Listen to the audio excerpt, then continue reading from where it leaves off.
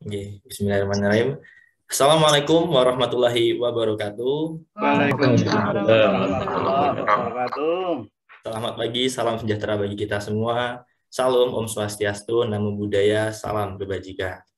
Puji syukur kita haturkan kepada Tuhan Yang Maha Esa karena atas rahmat dan karunia-Nya, meskipun di tengah pandemi saat ini kita masih diberikan kesempatan untuk berkumpul bersama, walaupun secara daring, dalam acara webinar alumni Back to Campus seri ke-1 Departemen Perikanan Universitas Gadjah Mada.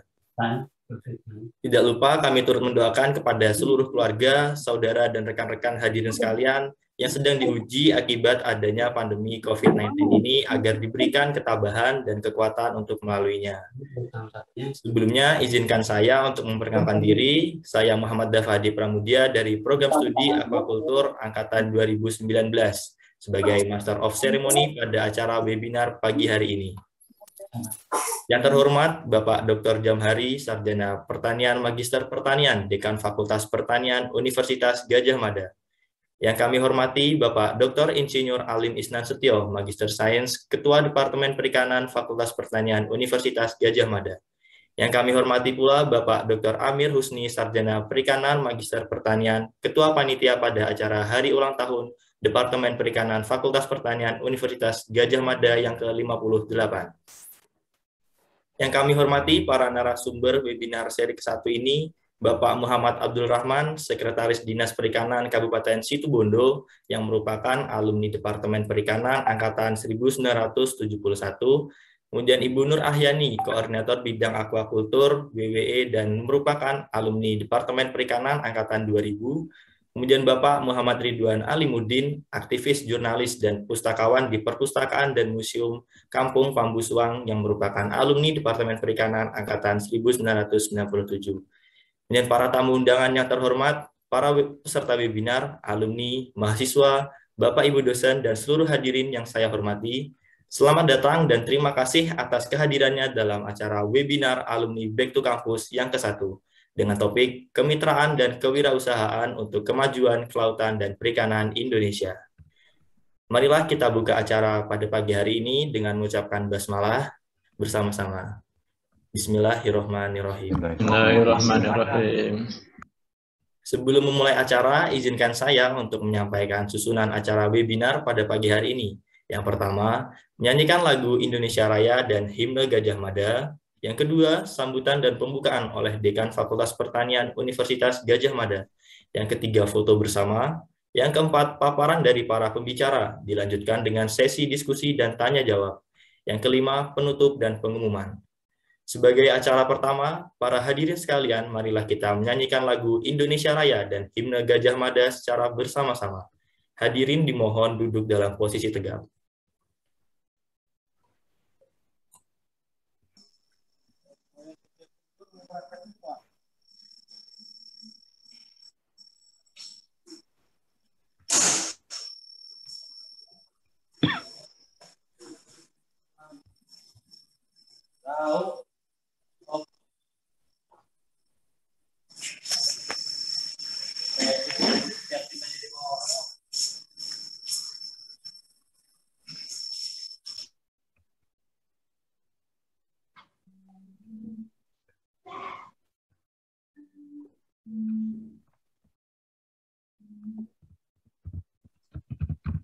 Suara tidak terdengar nih.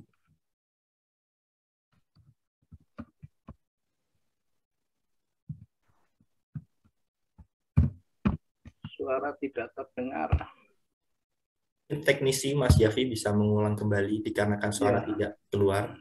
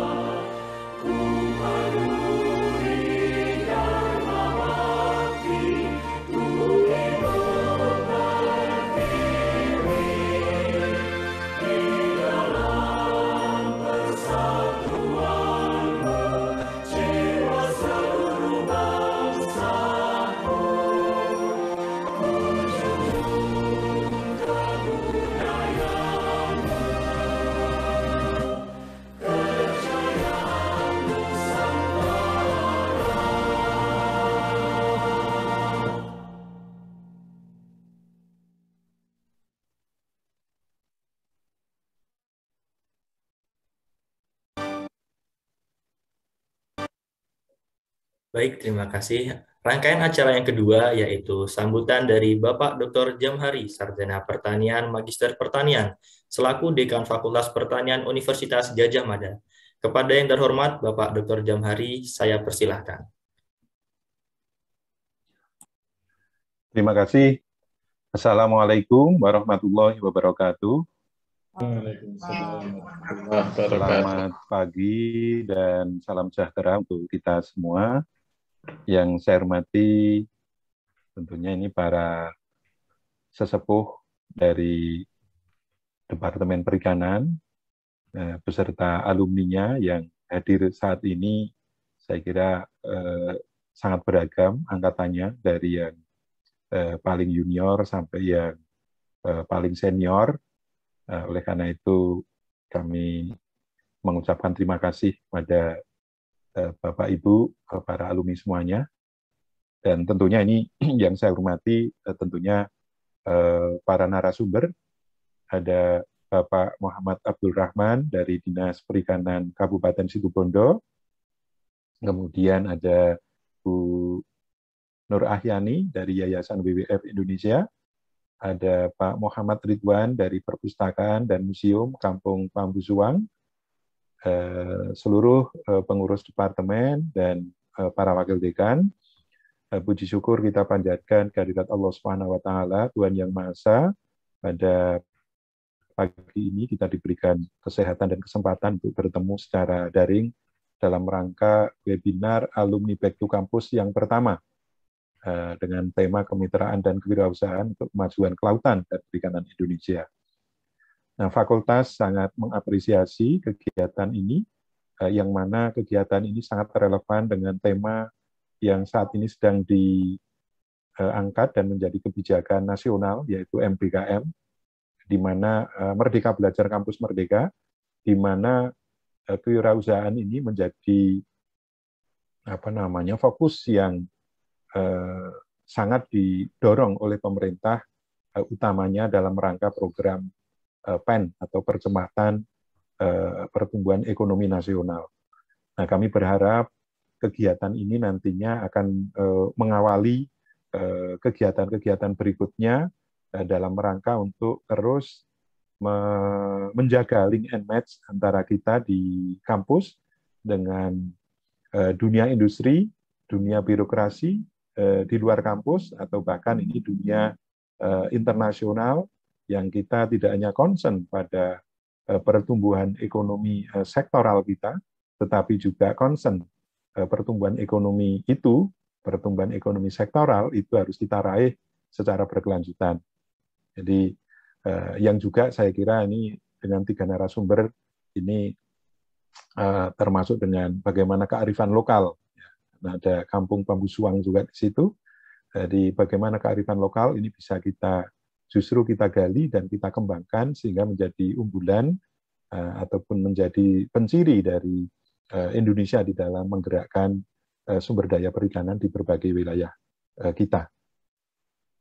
Nah, kegiatan hari ini memang cukup banyak, ini berbarengan dengan penutupan PPSMB, sehingga saya sendiri nanti juga tadi gabung, dan ini nanti gabung lagi, dan saya sangat ingin bergabung dengan kegiatan ini karena ini memang menjadi awal dan sangat mendukung nanti untuk mencapai apa yang menjadi tujuan dari fakultas, universitas maupun dikti, begitu ya. Demikian Bapak Ibu yang bisa kami sampaikan. Sekali lagi terima kasih dan apresiasi yang setinggi-tingginya kepada Departemen Perikanan dan seluruh alumninya untuk terus bersinergi dalam membantu menggerakkan potensi perikanan dan kelautan di Indonesia. Selamat, dan dengan mengucap Bismillahirrahmanirrahim, memohon ridho dari Allah Subhanahu wa taala untuk keberkahan dan kemanfaatan webinar kita, maka webinar ini dinyatakan dibuka. Terima kasih. Wassalamualaikum warahmatullahi wabarakatuh. Waalaikumsalam. Waalaikumsalam warahmatullahi wabarakatuh. Baik, terima kasih kepada Bapak Dr. Jamhari yang telah memberikan sambutannya dan membuka acara webinar yang pertama ini. Sebelum kita menuju ke acara inti diskusi panel, marilah kita melaksanakan sesi foto bersama yang akan dipandu oleh panitia. Kepada panitia, saya persilahkan untuk memandu sesi foto ini.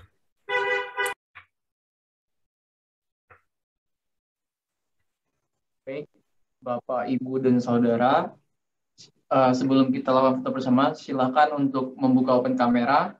Nanti pada hitungan ketiga akan diambil foto dari teman-teman panitia. Di sini ada 2 slide. Nanti tetap bergaya sesuai dengan gaya masing-masing. Baik, izin memulai. 1, 2, 3. Baik, itu slide pertama sudah. Kemudian untuk slide kedua. 1, 2, 3. Terima kasih Bapak Ibu atas partisipasinya dalam kegiatan foto bersama. Acara saya kembalikan kepada MC.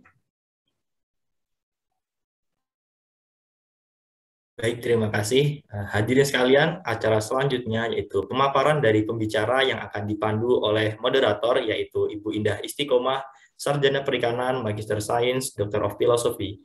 Sebelumnya saya akan membacakan CV singkat beliau. Dr. Indah Istiqomah memperoleh gelar Doctor of Philosophy dari Hiroshima University, Jepang pada tahun 2016. Beliau dosen aktif di Departemen Perikanan Fakultas Pertanian Universitas Gadjah Mada dengan bidang keahlian aquakultur, khususnya interaksi ikan atau udang dengan mikroba dan lingkungannya. Kepada yang terhormat Ibu Dr. Indah, saya persilahkan.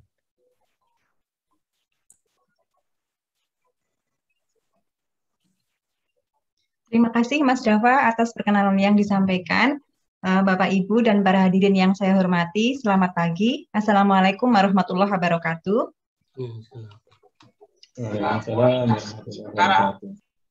Senang sekali saya diberi kesempatan untuk memandu diskusi panel webinar pada pagi hari ini selama 1,5 jam ke depan dengan tema kemitraan dan kewirausahaan untuk pembangunan kelautan dan perikanan yang berkelanjutan. Sudah hadir bersama kita 3 pembicara yang akan berbagi pengalaman dan keahlian sehingga kita dapat berdiskusi secara langsung dengan beliau di kesempatan hari ini. Baik, izinkanlah saya memperkenalkan para pembicara kita hari ini. Yang pertama adalah Bapak Insinyur Muhammad Abdurrahman MSI dari Dinas Perikanan Situbondo yang merupakan alumni Perikanan UGM dari angkatan 1971. Seiring dengan rutinitas sehari-hari beliau sebagai PNS bidang perikanan, beliau juga memiliki usaha pembenihan kerapu dan udang sejak tahun 1997 dan juga aktif sebagai pengusaha pembesaran udang Paname sistem intensif sejak tahun 2018. Kita sangat beruntung kita bisa mendapatkan waktu beliau untuk sharing bersama kita hari ini. Selamat pagi Pak Rahman. Salam sehat selalu Pak Rahman. Iya, alhamdulillah sehat.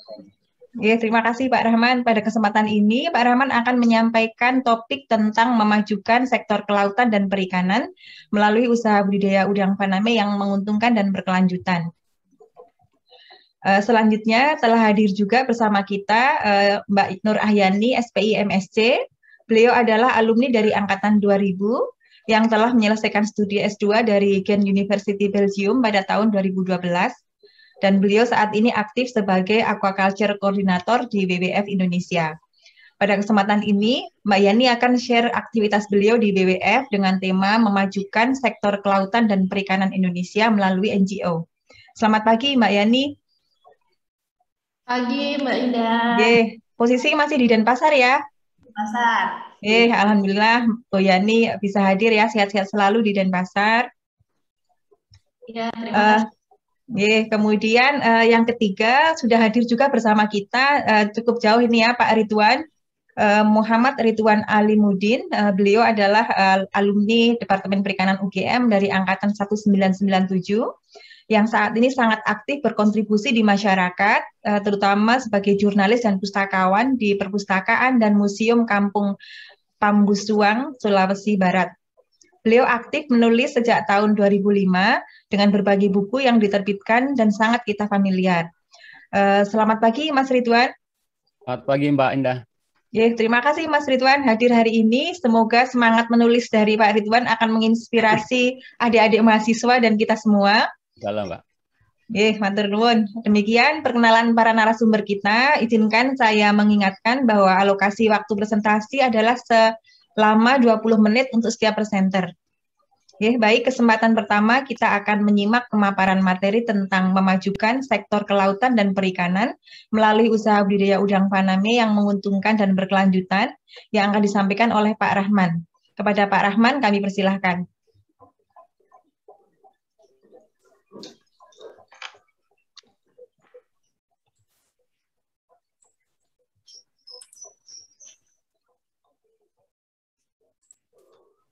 Bismillahirrahmanirrahim. Assalamualaikum warahmatullahi wabarakatuh. Waalaikumsalam warahmatullahi wabarakatuh. Selamat pagi, salam sejahtera untuk kita semua. Alhamdulillah pada pagi hari ini kita bisa berkumpul bersama dalam rangka kita mengenang ataupun membagi ilmu, sharing pengalaman hidup tentang apa yang telah kita lakukan setelah kita lulus dari jurusan perikanan. Sebelumnya, pada kesempatan yang baik ini, saya juga menyampaikan rasa terima kasih dan rasa hormat kami yang setinggi-tingginya pada seluruh dosen Departemen Perikanan yang telah memberi saya banyak ilmu, memberi saya banyak pengalaman, sehingga kami setelah lulus dari UGM siap untuk terjun di masyarakat. Bapak Ibu sekalian yang berbahagia,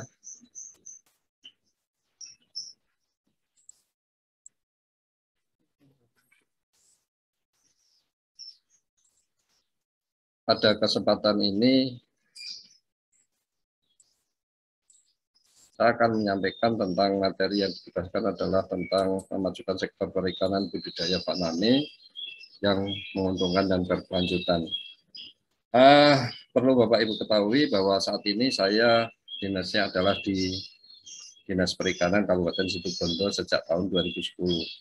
Sebelumnya saya sebagai staf swasta teknisi perikanan di berbagai perusahaan swasta dan juga di Perikayasa BPA di Situbondo selama lebih dari 10 tahun. Sedikit gambaran bahwa mahasiswa adalah generasi penerus bangsa di masa depan. Banyak cameo, banyak tulisan yang menyebutkan bahwa masa depan suatu bangsa akan ditentukan oleh kondisi mahasiswanya saat ini. Kampus adalah tempat yang ideal pembentukan karakter seseorang. Pengalaman pribadi, sukses banyak ditentukan oleh karakter pribadi. Pengalaman kami, kemampuan teknis dan akademik itu adalah nomor berikutnya. Kalau attitude kita baik, komunikasi kita baik, insya Allah kita di masyarakat akan bisa banyak belajar. Dan kampus, ilmu yang kita dapat dari kampus adalah sebagai pendorong atau sebagai pada saat kita ada masalah, kita akan teringat apa ilmu-ilmu yang diberikan oleh guru. Dan saya sebagai pribadi sadar bahwa UGM sebagai kampus, salah satu kampus tertua di Indonesia, terbukti mampu mengembangkan nilai-nilai luhur dan jati diri, mengedepankan sikap intelektual, mengandalkan kecerdasan berpikir, kedewasaan, dan berkata dalam dan bertindaknya. Dan sebagai mahasiswa UGM, saya merasa dapat bekal keterampilan hidup, kemampuan adaptasi, teknik berhubungan, dan sebagainya, sehingga pada saat kami terjun di masyarakat, kami alhamdulillah bisa menjadi bagian kecil dari penyelesaian masalah. Itu yang harus kami syukuri. Kami tidak menjadi sebuah bagian masalah, tapi kami sedikit banyak bisa menjadi penyelesaian masalah. Dan kampus sebetulnya pada dasarnya adalah tempat yang wadah yang tepat untuk optimalisasi diri dan otak kita. Di mana sebetulnya otak kita itu kan terdiri dari dua sisi ya, sisi kanan maupun sisi kiri. Seperti saya gambarkan di slide ini, di mana nanti kampus itu adalah tempat yang tepat kita untuk mengetahui potensi kita itu di mana sih. Kita itu lebih cocok di kanan atau lebih cocok di kiri. Dan ini semua bisa kita lakukan dengan kejujuran kita masing-masing sehingga kita bisa mencari wadah yang tepat dalam kita belajar di kampus itu sendiri sebagai bekal nanti hidup di masyarakat. sedikit gambaran saya dapat dari teman psikologi, seperti apa sih kita secara pribadi. Ini mungkin lebih cocok untuk adik-adik mahasiswa ya. Kalau kita silangkan tangan kita lebih nyaman yang mana, yang kanan atau yang kiri? Kalau dua-duanya nyaman berarti otak kita seimbang. Tapi kalau kita lebih nyaman tangan kanan yang di atas, berarti kita dominan tangan kiri. Sehingga di situ kesempatan kita untuk lebih mendalami ilmu seperti apa. Ini sedikit gambaran. Kalau otak kiri, oh kita cocok jadi dosen. Kalau otak kanan, oh kita cocok. Kenapa kok otak kanan? Karena otak kanan itu pengusaha itu cenderung tidak berpikir teratur, berpikir loncat-loncat, segala sisi harus diperhitungkan, segala risiko harus dipertimbangkan. Itu sedikit gambaran. Dan ini juga gambaran untuk adik-adik semuanya. Nanti setelah lulus itu mau seperti apa? Kita mau nyari kerja, mau jadi pengangguran, atau menjadi pengusaha seperti si anak singkong ini. Atau bahkan kita juga mau menikah. Semua ini perlu persiapan diri, persiapan pribadi yang mumpuni. Kampus adalah tempat kita untuk mempersiapkan diri semua itu. Nah, dalam era pandemi seperti saat ini, mahasiswa harus pintar-pintar. Gimana caranya? Kita kegiatan yang sudah terbatas, jangan kita cuman karena keterbatasan waktu bertemunya sehingga kesempatan untuk menempa diri itu jadi berkurang. Hal-hal seperti seminar, workshop dan sebagainya itu harusnya adik-adik semuanya ikuti. Itu segi gambaran. Dan karena saya saat ini bertugas di pemerintah daerah, itu sebetulnya seperti apa sih pemerintah daerah? Pemerintah daerah itu menurut Undang-Undang Nomor 23 Tahun 2014 tentang pemerintah daerah adalah perangkat pemerintah yang menjalankan, mengatur, menyelenggarakan jalannya pemerintahan dengan tujuan meningkatkan kesejahteraan masyarakat, pelayanan umum, dan meningkatkan daya saing dan nilai tambah sumber daya milik daerah.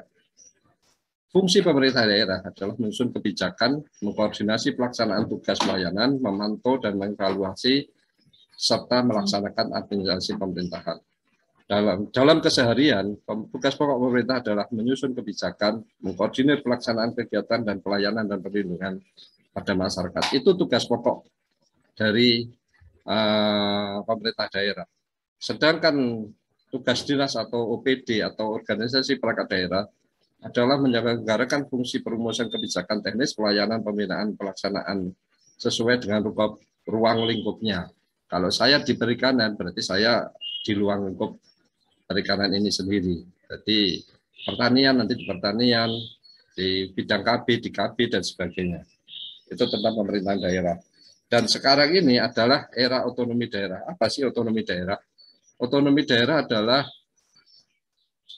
ada kewajiban daerah otonom untuk mengatur dan mengurus diri sendiri pemerintahan dan kepentingan masyarakat sesuai dengan peraturan perundang-undangan yang berlaku, yaitu ini tercantum dalam pasal 1 ayat 5 dan 6 Undang-Undang Nomor 23 Tahun 2014 tentang pemerintahan daerah.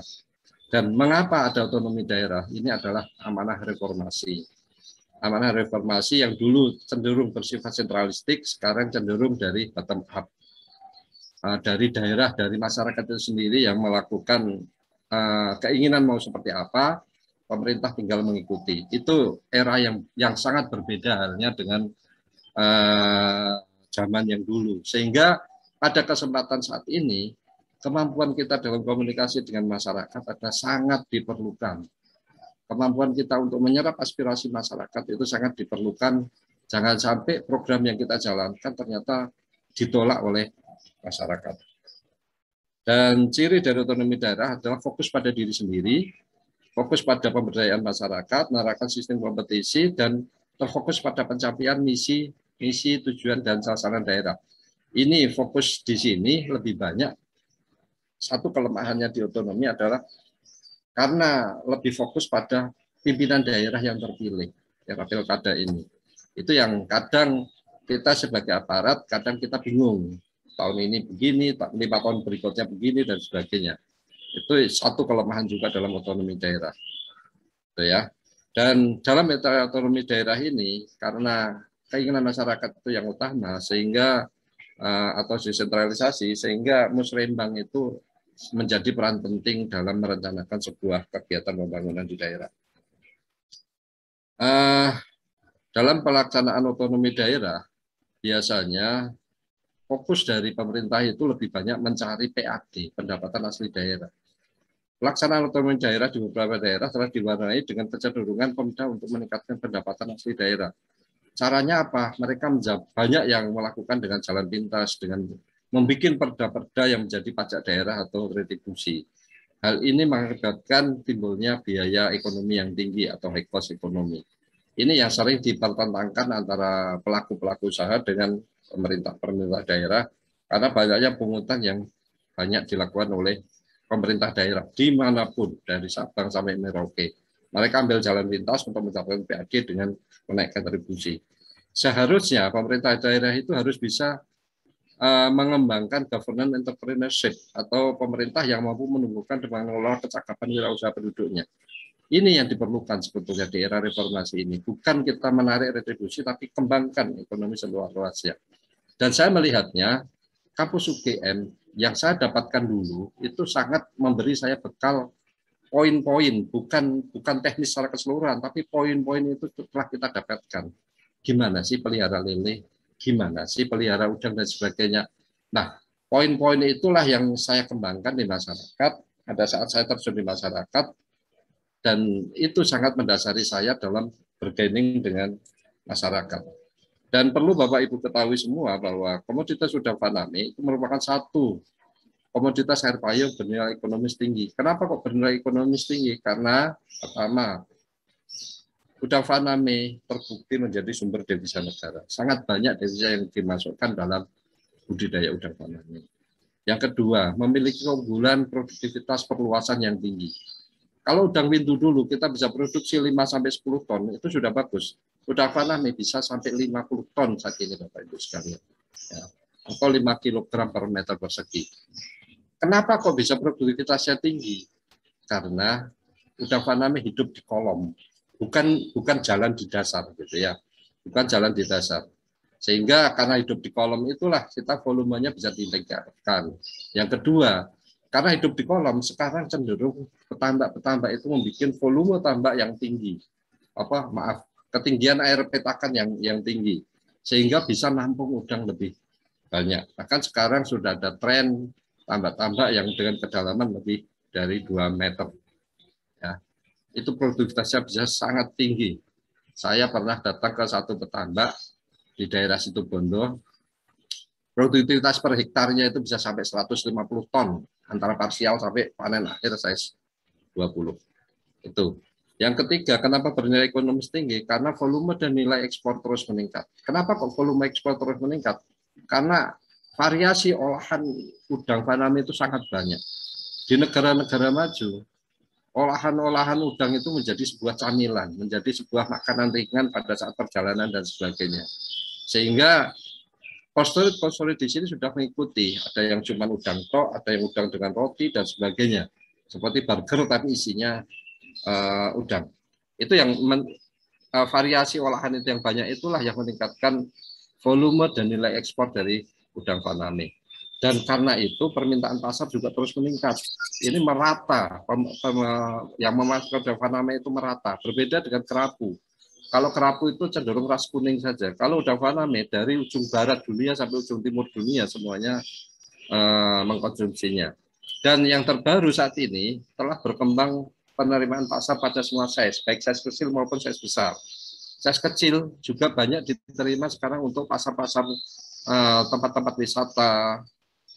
Size 200, size 100 itu sudah banyak diminta oleh Bali sebelum pandemi itu ya. Satu hari itu bisa sampai 5 ton yang saya tahu di daerah Jimbaran saja, belum daerah-daerah yang lain.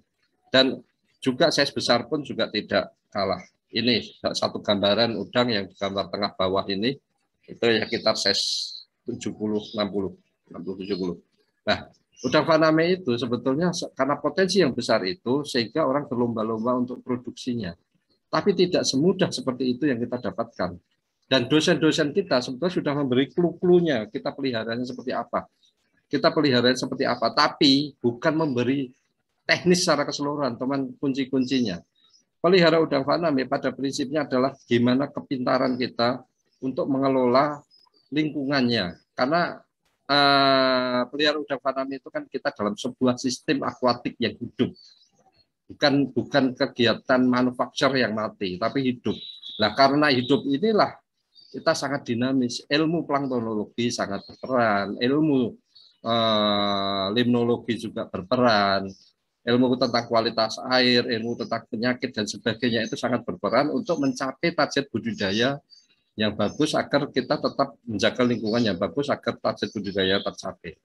Ini adalah seni yang tidak bisa kita dapatkan dari manapun. Ini harus dapat kita dari kampus. Itu adalah cuman clue-clue atau kunci-kuncinya dalam budidaya. Tapi pengembangannya itu adalah kita di lapangan. Seperti halnya di kampus kita diceritakan, kalau kita mau menumbuhkan plankton chlorella, kita harus pakai pupuk ini dan sebagainya. Kalau kita mau mencegah penyakit, kita harus menjaga lingkungan dan sebagainya. Lah, itu nanti di lapangan yang kita temukan apa yang disampaikan oleh dosen-dosen kita.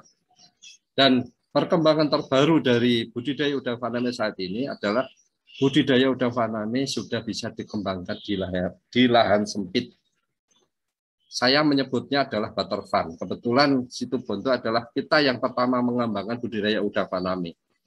Kenapa udang faname yang skala sempit ini kita kembangkan? Karena di Situbondo terjadi gejolak masyarakat bahwa udang faname itu seakan-akan milik konglomerasi, milik perusahaan besar. Masyarakat cuma jadi penonton.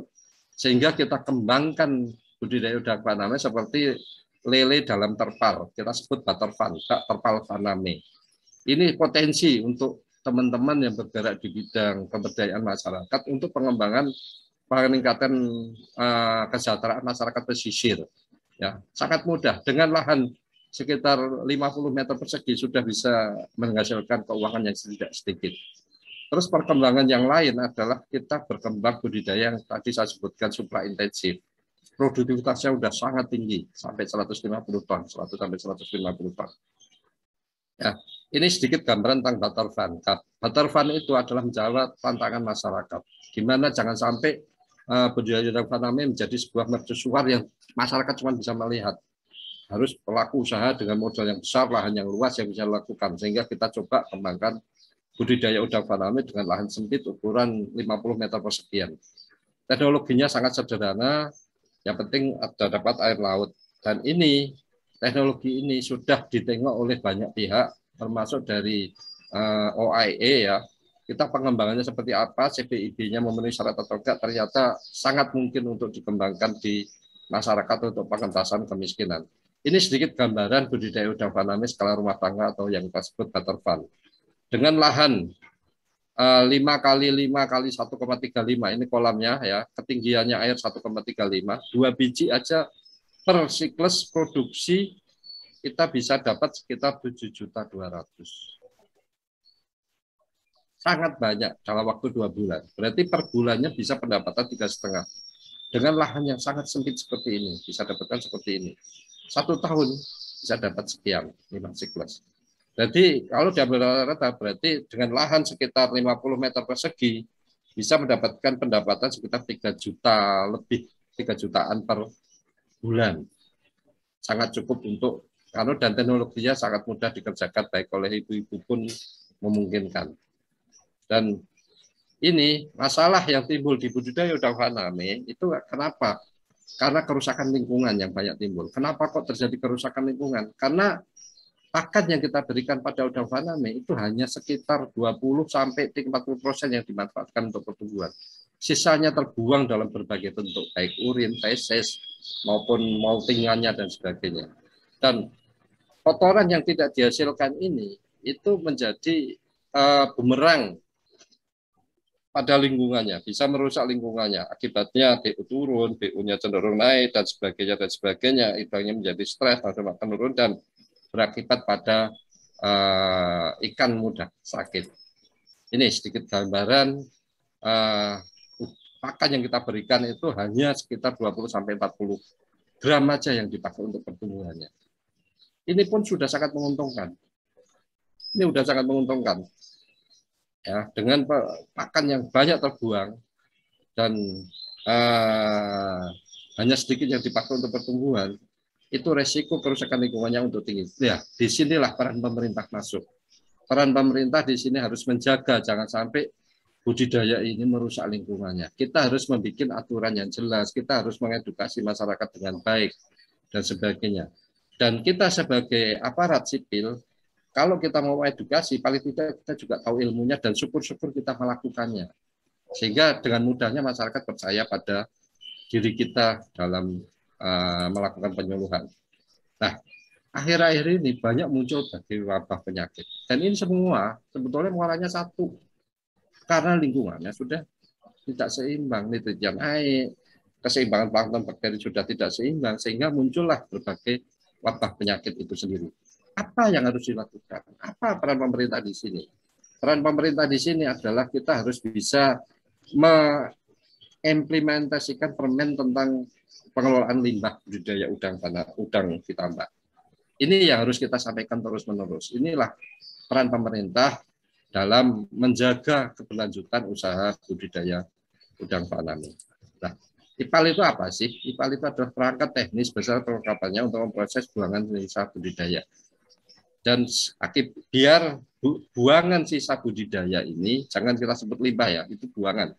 Buangan sisa budidaya ini biar tetap memenuhi standar baku mutu lingkungan yang dipersyaratkan. Dan tujuannya adalah membersihkan air buangan tambak sehingga karakteristik sesuai dengan standar baku mutu lingkungan.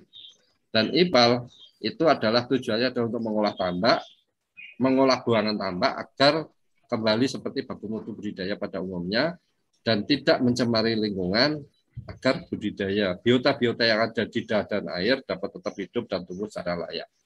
Dan yang berikutnya adalah IPAL juga menjaga estetika lingkungan.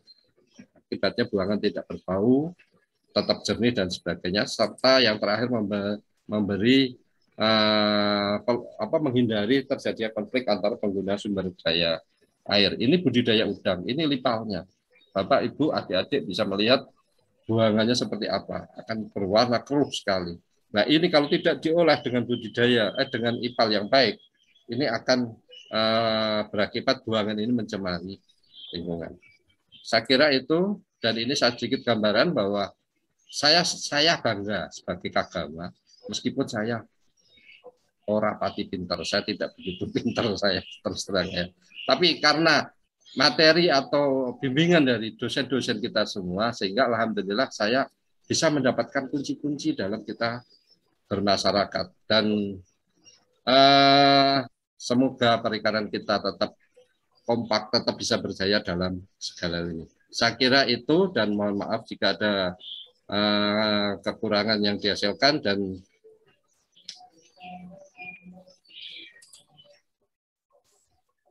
saya kira demikian dari kami, Bu Indah. Terima kasih. Assalamualaikum warahmatullahi wabarakatuh. Waalaikumsalam warahmatullahi wabarakatuh. Terima kasih Pak Rahman atas pemaparan tentang wirausaha udang yang sangat menarik dan sangat menginspirasi, terutama pada awal-awal presentasi banyak sekali motivasi yang di-share kepada kita semua, terutama ini sangat bermanfaat untuk adik-adik mahasiswa. Kita masih akan berdiskusi lebih lanjut dengan Pak Rahman pada sesi nanti, sesi diskusi. Nanti beberapa pertanyaan sudah kami catat, dapat kita diskusikan di sesi diskusi. Selanjutnya kita menginjak ke materi kedua yang tidak kalah menarik, yaitu tentang bagaimana memajukan sektor kelautan dan perikanan Indonesia melalui NGO. Saya persilahkan kepada narasumber kedua kita, Nur Ahyani SPI MSc, untuk memulai presentasi. Saya persilahkan. Terima kasih, izin share screen.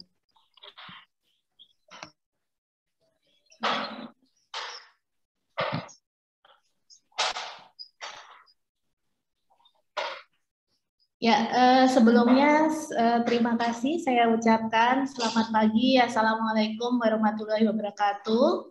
Waalaikumsalam warahmatullahi wabarakatuh. Kepada Bapak Ibu, terutama Bapak Dekan yang saya hormati, kemudian juga Bapak Ibu dosen-dosen perikanan yang tadi juga sudah disampaikan oleh Pak Rahman, sangat menginspirasi sekali, banyak memberikan ilmu untuk kita, kemudian juga mungkin di sini juga hadir adik-adik angkatan dan juga rekan teman sekalian. Ya, sedikit mengenai program aquacultur Yayasan WWF Indonesia yang akan saya sampaikan kali ini. Sebentar. Yang kosik sudah muncul ya di layar ya? Sudah. Sudah, Bu Yani. Ya, terima kasih. Jadi ini kalau mungkin ada beberapa yang masih belum kenal gitu ya, belum familiar dengan kerja dari WWF Indonesia, terutama di sini saya sampaikan untuk program kelautan dan perikanan. Jadi ada 4 divisi utama di dalam program perikanan dan juga kelautan. Yang pertama adalah untuk Marine Protected Area, kemudian yang kedua di mana saya bekerja adalah di bidang perikanan, perikanan berkelanjutan, kemudian yang ketiga adalah marine tourism dan ocean plastic pollution, kemudian yang keempat adalah conservation of marine endangered species. Jadi untuk perikanannya sendiri ada 3 objektif atau tujuan utama goal kami, yaitu yang pertama adalah untuk meningkatkan produksi seafood yang sustainable, kemudian yang kedua adalah untuk meningkatkan demand atau permintaan produk seafood yang bertanggung jawab, dan yang ketiga adalah untuk meningkatkan pengelolaan perikanan.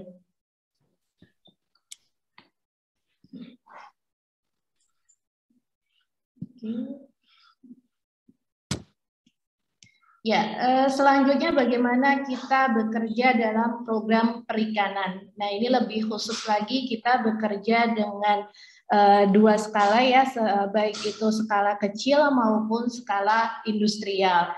Untuk skala kecil terutama untuk kelompok-kelompok pembudidaya atau komunitas pembudidaya, kita menggunakan tool atau alat yang dinamakan BMP atau Better Management Practices dengan melakukan training dan monitoring kepatuhan juga, bagaimana mendorongkan mereka untuk melakukan budidaya yang bertanggung jawab atau ramah lingkungan, kemudian juga secara kawasan dengan pendekatan ekosistem approach, baik itu untuk fishery management maupun untuk aquaculture. Jadi mungkin kalau di Indonesia sudah kita kenal dengan ADPE, aquaculture dengan pendekatan ekosistem. Jadi basisnya lebih ke kawasan.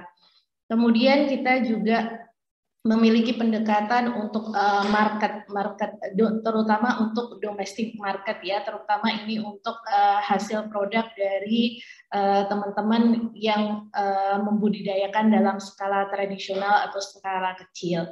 Kemudian mitra yang kedua kami adalah industri. Jadi industri perikanan ini lebih alat yang kita gunakan ini adalah Fisheries Improvement Program atau Aquaculture Improvement Program.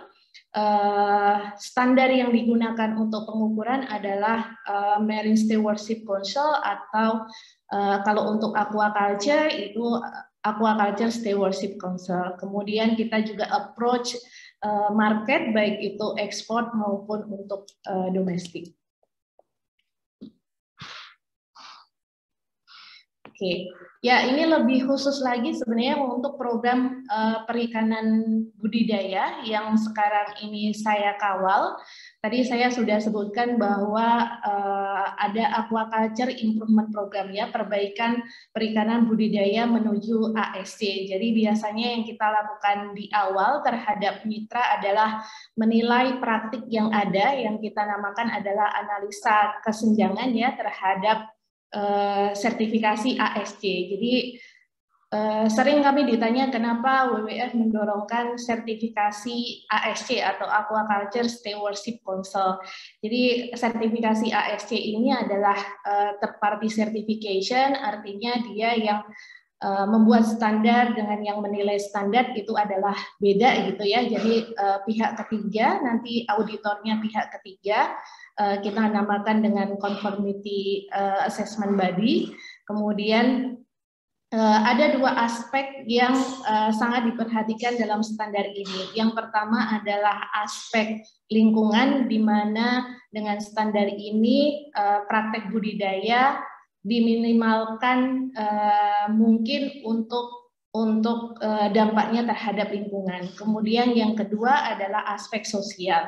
Dalam aspek sosial ini ada dua yang dipertimbangkan, yaitu untuk komunitas sekitar. Jadi jangan sampai budidaya yang kita lakukan ini memiliki dampak terhadap masyarakat sekitar. Dan yang kedua adalah untuk pekerja. Jadi bagaimana suatu unit budidaya atau tambak atau kolam itu menjamin kesejahteraan pekerjanya. Tentu saja kalau di Indonesia itu sesuai dengan Undang-Undang Ketenagakerjaan di Indonesia. Kemudian yang kedua itu pendekatan dengan ecosystem approach. Jadi yang sudah saya sampaikan sebelumnya ini lebih ke kawasan. Jadi kalau yang pertama langsung ke kliennya, langsung ke unit budidayanya. Kalau yang kedua ini pendekatan secara kawasan ya dengan ecosystem approach. Ada 3 prinsip dan ini diambil dari guideline-nya FAO, yaitu prinsip keberlanjutan ekosistem, kemudian prinsip kesejahteraan dan pemerataan, yang ketiga adalah prinsip tata kelola. Kemudian yang ketiga ini adalah dukungan peningkatan produksi budidaya melalui intervensi adopsi teknologi. Jadi nanti di next slide saya juga akan menjelaskan apa yang dimaksud dengan peningkatan produksi ini dengan intervensi teknologi yang dilakukan oleh WWF Indonesia. Oke, ini wilayah di mana kita kerja. Jadi ini masih approach atau pendekatan yang pertama itu Aquaculture Improvement Program. Kita banyak bekerja dengan industri, terutama kalau di sini adalah UPI untuk udang. Baik UPI, sebenarnya baik UPI maupun produser ya. Dari ujung barat ini ada PT Uxma, ini adalah produser udang Faname di ujung kulon. Kemudian ada PT Ika Nusa Windutama, ini adalah produser untuk il, untuk sidat. Kemudian di Pati kita juga bekerja sama dengan Misaya Mitra, di mana perusahaan ini banyak mengambil udang windu yang ada di masyarakat, kemudian mengekspornya ke Jepang. Kemudian ada PT Surya Alam Tunggal, ini di Banyuwangi. Kemudian di PT Mega Marine Pride, ini ada supply chain-nya yaitu PT DGS yang ada di Jember. Kemudian ada PT Bumi Menara Internusia. Ini salah satu tambaknya juga ada di Situbondo, supplier, tambak supplier yaitu Ketah Makmur, mungkin tadi ada di wilayahnya Pak Rahman. Kemudian di Banyuwangi kita juga bekerja sama dengan PT Iroha Sidat Indonesia ya. Ini adalah produser sidat yang lumayan besar kalau di Indonesia.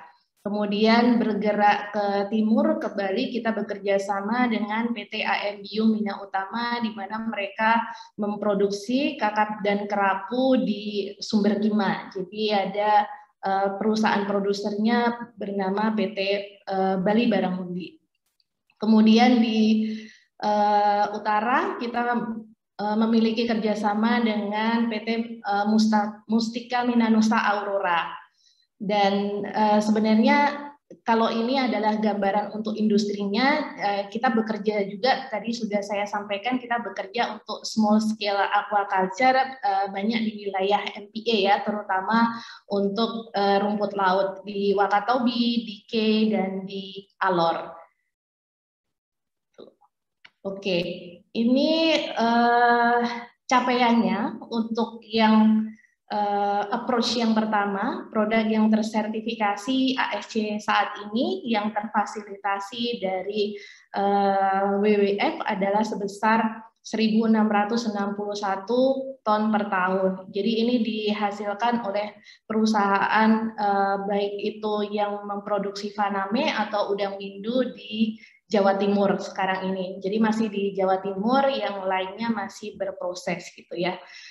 Seperti tadi yang sedikit saya sampaikan juga, ini untuk sertifikasi ASC sendiri sebenarnya Yang pertama harus memastikan kepatuhan terhadap hukum ya, baik itu hukum lokal maupun peraturan nasional itu harus dipatuhi. Jadi tambak atau kolam atau unit budidaya yang tersertifikasi ASC itu harus legal gitu ya. Mungkin tidak ada nanti yang tersertifikasi ASC itu berada di wilayah zona inti misalnya.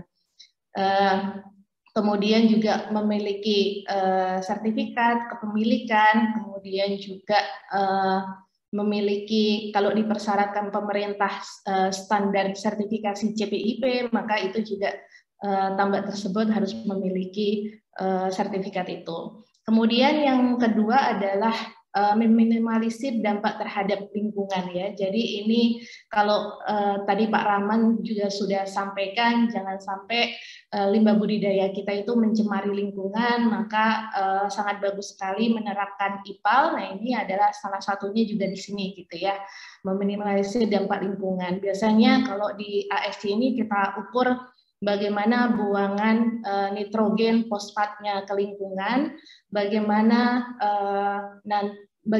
pembuangan air tambak itu tidak meningkatkan salinitas tempat buangan, perairan tempat dibuang, jadi tidak ada peningkatan konduktivitas begitu. Kemudian juga memperhatikan dari segi input budidayanya. Jadi kalau misalnya kita menggunakan pakan pelet itu harus kita telusur juga dan juga harus sustainable gitu ya. Jadi jangan sampai kita produksi udang tapi ternyata kita ngasih makannya merusak ekosistem yang ada di alam dari pakannya gitu. Kemudian melindungi habitat sensitif, ini contohnya adalah mangrove. Kemudian tanggung jawab sosial ini ada dua, terhadap komunitas dan juga terhadap pekerja gitu ya. Jadi bagaimana sebenarnya unit budidaya ini tahu bahwa lokasinya ini memiliki dampak lingkungan dan juga dampak sosial. Jadi di awal ini akan ada kajian yang dilakukan oleh pihak ketiga. Ada dua kajian yang penting dalam sertifikasi ini, yaitu biodiversity impact assessment. Jadi seperti AMDAL tapi lebih menekankan kepada keanekaragaman hayati. Jadi bagaimana operasional tambak ini berpengaruh terhadap keanekaragaman hayati. Kemudian yang untuk sosial dilakukan dengan participatory social impact assessment gitu ya. Jadi dari kajian itu nanti tambak akan menerima rekomendasi harus melakukan apa saja demi untuk meminimalisir dampak terhadap keanekaragaman hayati dan juga lebih bertanggung jawab terhadap komunitas kita. Oke, ini salah satu bentuk improvement yang dilakukan. Jadi dalam salah satu prinsip yang ada di ASC itu tidak boleh mensertifikasi tambak yang dikonversi dari hutan mangrove setelah Mei 99. Kenapa Mei 99? Karena Indonesia sendiri meratifikasi resolusi Ramsar di Mei 99. Jadi tidak tambak yang dibangun setelah Mei 99 dan itu dikonversi dari hutan mangrove tidak akan mendapatkan sertifikasi ASC.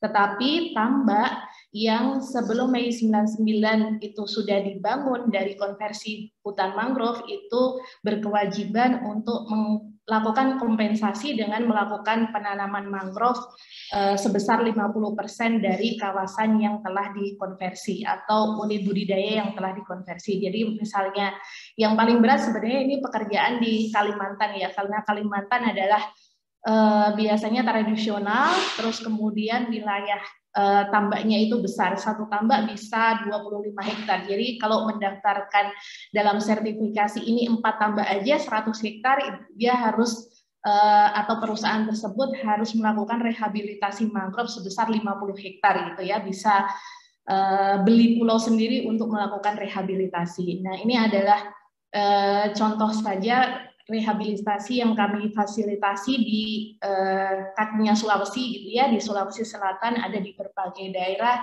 dengan melibatkan lebih dari 3 komunitas anak muda yang di sana, jadi voluntary, kemudian lebih dari 23 hektar sudah tertanami mangrove. Nah, ini beralih ke EAA. Secara pendekatan kawasan, sebenarnya belum banyak yang kami lakukan untuk membantu pemerintah dalam penerapan EAA ini. Mulai tahun 2014, WWF sudah bekerja sama dengan KKI, Direktorat KKI Kawasan dan Kesehatan Ikan untuk menggodok Juknis EAA gitu ya. Jadi berhasil terbit 2019, ini adalah peraturan Direktur Jenderal Perikanan Budidaya tentang petunjuk teknis pengelolaan kawasan akuakultur dengan pendekatan ekosistem. Kita juga membantu KKI untuk melakukan pre-assessment di berbagai lokasi di Indonesia, termasuk di Waduk Poto Panjang dengan komoditasnya ikan nila, kemudian juga di Pinrang, ini terutama di Lanrisang ada 3 klaster udang, di Lanrisang kemudian juga di Supa, dan satu lagi adalah klaster lumpur laut. Oke, ini yang ketiga tadi approach-nya WWF untuk aquaculture, yaitu mendorongkan adopsi teknologi ya, terutama untuk pembudidaya skala kecil. Ini adalah relatif baru program bekerja sama dengan Akrisal. Jadi ini adalah kompetisi penjualan berhadiah selama 4 tahun untuk memperkuat sektor perikanan budidaya. Yang menjadi target adalah pembudidaya skala kecil, sedangkan yang mengikuti challenge atau kompetisi ini adalah para inovator, para distributor, juga para startup gitu ya. Sekarang ini ada 6 startup yang mengikuti kompetisi ini, tidak berhenti pada inovasi teknologinya, tapi bagaimana temuan mereka atau inovasi mereka itu berguna, terjual, atau bisa dipinjamkan untuk pembudidaya skala kecil. Jadi ini program kompetisi ini terdapat di 6 wilayah di Jawa Barat, Jawa Tengah, Jawa Timur, Kalimantan Selatan, Nusa Tenggara Barat, Sulawesi Selatan.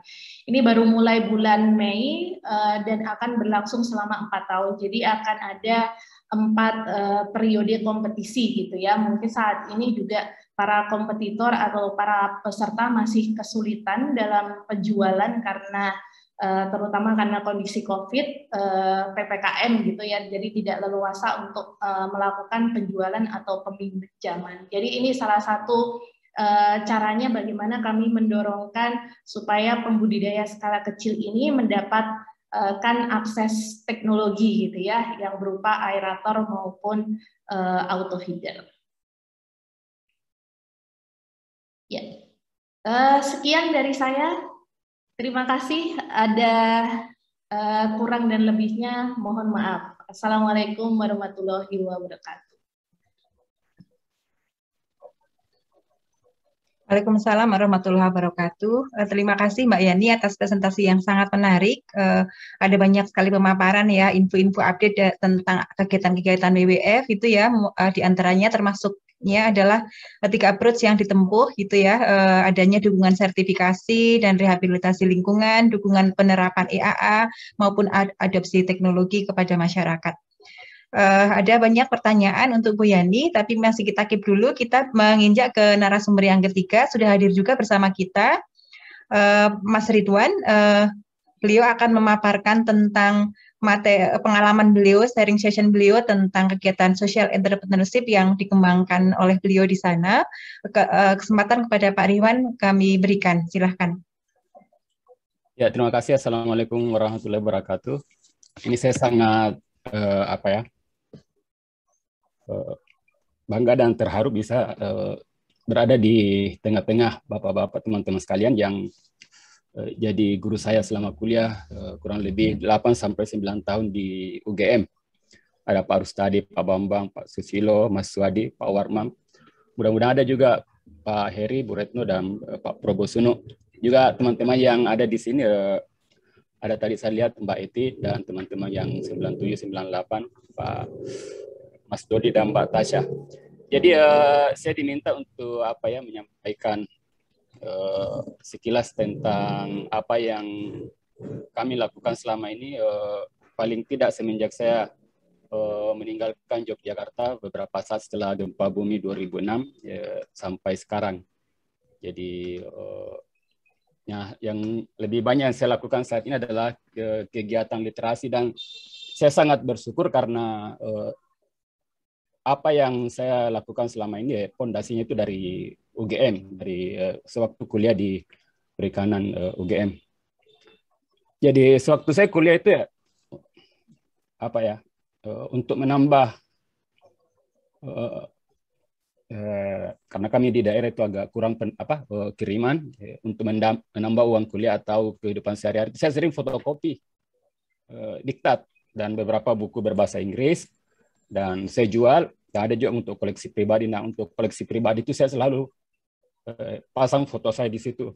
Jadi seperti ini, saya fotokopi ini buku tahun 97, dan saya bercita-cita untuk menulis buku tentang perikanan. Karena sewaktu saya kuliah, jarang sekali buku-buku tentang perikanan yang kami temukan. Jikapun ada itu ya banyak fotokopian. Buku ichtiologi saja itu ya, saya tidak tahu sekarang ya, yang jelas dulu itu ya tidak ada, jadi fotokopi sampai buram. Dan itu yang membuat saya, mendorong saya untuk menulis buku. Jadi teman-teman yang banyak yang mungkin belum tahu, saya kuliah terlalu kelamaan di UGM, jadi saya diminta mundur karena kelamaan, dan saya mengundurkan diri tahun 2006. Ya kasarnya itu di DO, karena ada pilihan mau di DO atau mengundurkan diri ya.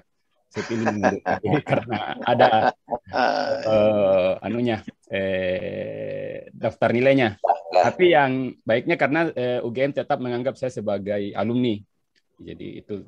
Sewaktu kuliah saya aktif di Himapikani, banyak teman-teman di sini, dan Unit Selam UGM. Saya tidak tahu, kalau yang jelas sebelum saya itu yang aktif di Unit Selam kayaknya baru 1 orang. Nah, alhamdulillah sekarang jurusan perikanan ada sendiri Unit Selamnya, itu sesuatu yang sangat luar biasa. Jadi waktu masuk di UGM 97 itu ya, saya dan teman-teman jurusan program studi MSP ini dan yang lain, kita jalan-jalan ke Jawa Timur. Ini salah satu dokumentasi waktu kami naik ke kapal perang. Ada yang beberapa teman yang hadir di sini. Nah, alhamdulillah sekarang meskipun itu saya cuma bermodal tempel foto di buku, ya sekarang saya sudah menulis hampir 20 buku, sebagian besar tentang kebudayaan maritim. Buku pertama saya terbit tahun 2004, saya masih kuliah itu waktu, terus 1 tahun kemudian oleh Gramedia, Orang Mandar, Orang Laut. Nah, alhamdulillah itu terus saya lakukan. Jadi kegiatan saya sekarang itu lebih banyak, ya kalau bahasa perguruan tinggi kan ya ini Tridharma perguruan tinggi. Jadi meskipun saya bukan seorang dosen atau mahasiswa, tapi ya kalau saya renungkan apa yang saya lakukan, ya tidak jauh-jauh dari ini, pendidikan, penelitian, dan pengabdian ke masyarakat. Nah, pekerjaan saya juga macam-macam. Itu kayak HP itu ya terlalu banyak aplikasinya. Jadi alhamdulillah ketika pandemi ini ya saya tidak termasuk bagian yang mungkin sensar, karena banyak hal yang saya bisa lakukan. Saya seorang ayah juga, kadang melaut, nulis buku, jurnalis, jalan-jalan. Sekarang ini sebenarnya saya keliling Sulawesi Selatan naik sepeda. Ini sudah hari ke-10, cuma saya harus balik karena ada keluarga yang nikah besok, terus ada juga acara ini. Jadi saya memanfaatkan waktu itu untuk menambah pengetahuan saya tentang apa saja yang ingin saya minati. Nah, ini beberapa buku yang saya tulis, sebagian itu tentang kemaritiman, ada yang tentang laut, kebudayaan maritim, tentang hal-hal yang lain. Nah, jadi ya perwujudan saya sebagai, meskipun tidak selesai secara formal, cara saya mencintai ilmu yang saya miliki adalah ini dengan literasi. Jadi saya balik dari Jogja itu saya membawa koleksi buku 3.000. Dan itu menjadi modal sosial saya selama ini. Jadi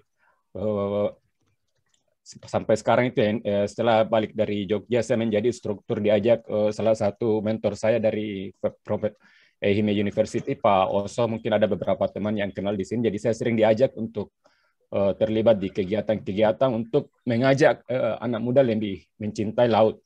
Ada dari Ehime University, IPB, dari Unhas, dan alhamdulillah juga ada dari adik-adik kami di UGM. Ada Mbak Indah, terus Mbak Anies juga sekarang jadi dosen, dan almarhum Mbak siapa yang saya lupa namanya nih, yang meninggal beberapa waktu lalu. Jadi selama beberapa tahun ini ketika masih aktif ini Cinta Laut, saya selalu aktif sebagai instrukturnya dan pendokumentasi.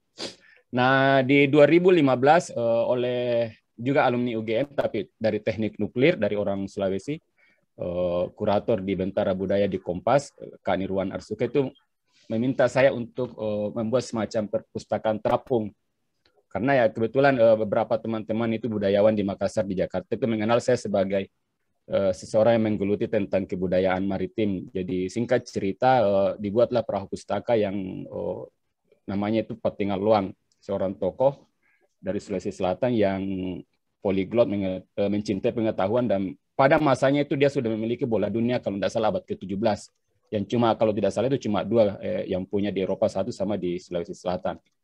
Nah, dengan perahu pustaka ini ya, itu saya seperti apa ya, Valentino Rossi yang hobi balap tapi tidak punya motor, jadi dikasih motor. Jadi ya itu saya gunakan. Jadi kalau selama ini, sejak saya kuliah, kalau sedang malas kuliah ya pergi ke Pantura, ke Kampung Nelayan, yang kemudian saya wujudkan lewat buku Mengapa Kita Belum Cinta Laut. Nah, dengan perahu ini saya wujudkan selain jalan-jalan ke pulau, juga membawa buku-buku dan membawa teman-teman yang tidak memiliki pengalaman berlayar, tidak memiliki pengalaman membaca tentang laut, tentang pulau kecil.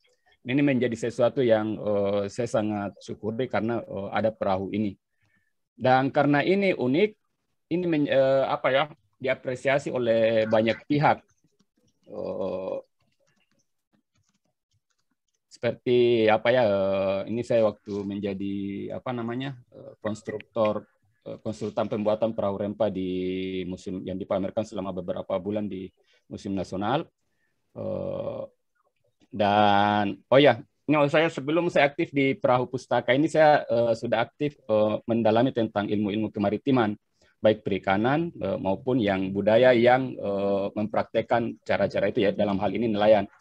Pada tahun 2012 saya memimpin delegasi pelaut-pelaut dari Mandar ke Brest, Prancis. Jadi kami membawa perahu Stande ke sana, 3 unit perahu bercadik, dikirim pakai kapal laut, terus kami rakit di sana dan dilayarkan di Samudra Atlantis.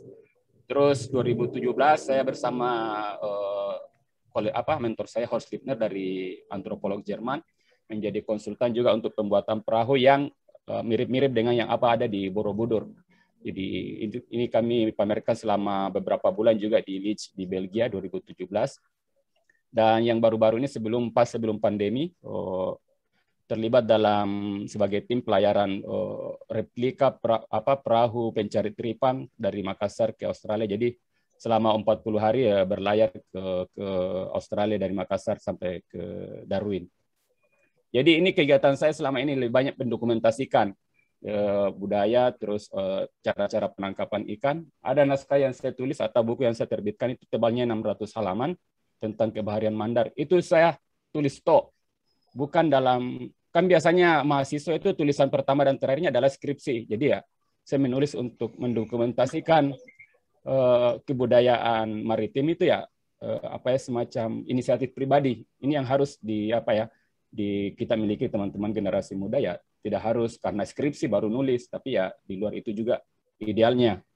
Dan alhamdulillah karena saya punya modal dulu sebagai belajar selam di UNIL, unit selam. Jadi sewaktu selesai kuliah ada beberapa tawaran ya, jadi sebagai fotografer bawah laut. Jadi alhamdulillah pendapatannya kalau seperti ini. Dan ini ya pendokumentasian. Yang naskah yang sedang saya selesaikan saat ini adalah tentang penyu. Setahu saya belum ada buku tentang penyu di Indonesia. Padahal kita memiliki kalau tidak salah 6 spesies dari 8 spesies penyu yang ada di belahan bumi. Nah, sebagian besar itu ada di Indonesia. Cuma sayangnya kok tidak ada buku tentang penyu. Itu yang harus kita Dan untuk menyalurkan apa ya keinginan itu Pak, teman-teman sekalian ya, karena saya hobi penelitian, proyek pribadi ya. Kita kan punya 17.000 pulau di Indonesia, enggak mungkin kita kelilingi semua. Jadi saya punya proyek pribadi, alhamdulillah sudah sebagian besar saya lakukan, mengelilingi semua pulau yang ada di Sulawesi Barat. Itu hampir 40 pulau saya kelilingi, saya ukur menggunakan GPS, saya pakai drone untuk memetakan, dan itu saya bukukan dan buat tulisan. Kadang juga buat tulisan tentang budaya-budaya, tentang bajak laut. Beberapa waktu lalu ini ada kepulauan yang dekat Kalimantan Timur tapi masih Sulawesi Barat, ada beberapa pulau di sana, saya dokumentasikan semua. Jadi saya ukur berapa tingkat abrasi berdasarkan data yang dimiliki Unhas, citra satelit, dan hasil pengukuran yang saya lakukan. Jadi hal-hal seperti itu yang apa ya, ini proyek pribadi semua, tidak ada yang yang pesanan. Jadi ini yang membahagiakan saya. Dan saat ini saya memiliki, ini mungkin juga revisi, bukan Kampung Pambusuan. Saya memiliki perpustakaan dan museum maritim, namanya Nusa Pustaka, tapi terletak di Desa Pambusuan. Alhamdulillah kami memiliki koleksi 10.000 buku, sebagian besar, ya kira-kira 30% itu tentang kemaritiman, tentang perikanan. Jadi saya memiliki cita-cita kalau orang mau cari buku tentang maritim, tentang ikan, ya selain ke UGM, perikanan UGM, ya ke Kampung Pambusuan juga. Ini harapan cita-cita saya. Dan saya memiliki museum perahu, meskipun beberapa replika tapi paling tidak ya saya memiliki museum lah untuk yang kalau ada mau melihat tentang perahu-perahu, tentang kebudayaannya, yang juga menjadi ruang publik. Kadang di kegiatan literasi seperti ini ada kegiatan lagi memperingati Hari Kemerdekaan, terus diskusi juga. Dan ya alhamdulillah juga kegiatan ini diapresiasi banyak pihak, baik media maupun tokoh. Ini profil saya di majalah Tempo edisi Inggris 2013. Terus pernah diundang Pak Presiden Jokowi ke Istana Negara, tampil di Mata Najwa, dan di endorse Gunawan Muhammad. Ini saya apresiasi yang luar biasa, karena dengan diundang terus tampil di film dokumenter di Perancis, itu memudahkan kami untuk, ya harus diakui kalau ada hal-hal seperti ini ya, untuk menyebarluaskan virus literasi, khususnya tentang ilmu perikanan dan kelautan, ya itu lebih menarik kaum milenial. Beda kalau cuma dikasih buku-buku textbook. Jadi sama juga postingan-postingan di Instagram, ada yang direpost kembali National Geographic. Jadi ini sesuatu yang harus menjadi konsen juga teman-teman alumni perikanan, baik yang sedang kuliah maupun yang sedang berkegiatan sekarang ini, harus kita manfaatkan betul. Kalau memang kita berharap kecintaan atau tentang ilmu perikanan kelautan ini ya betul-betul masif.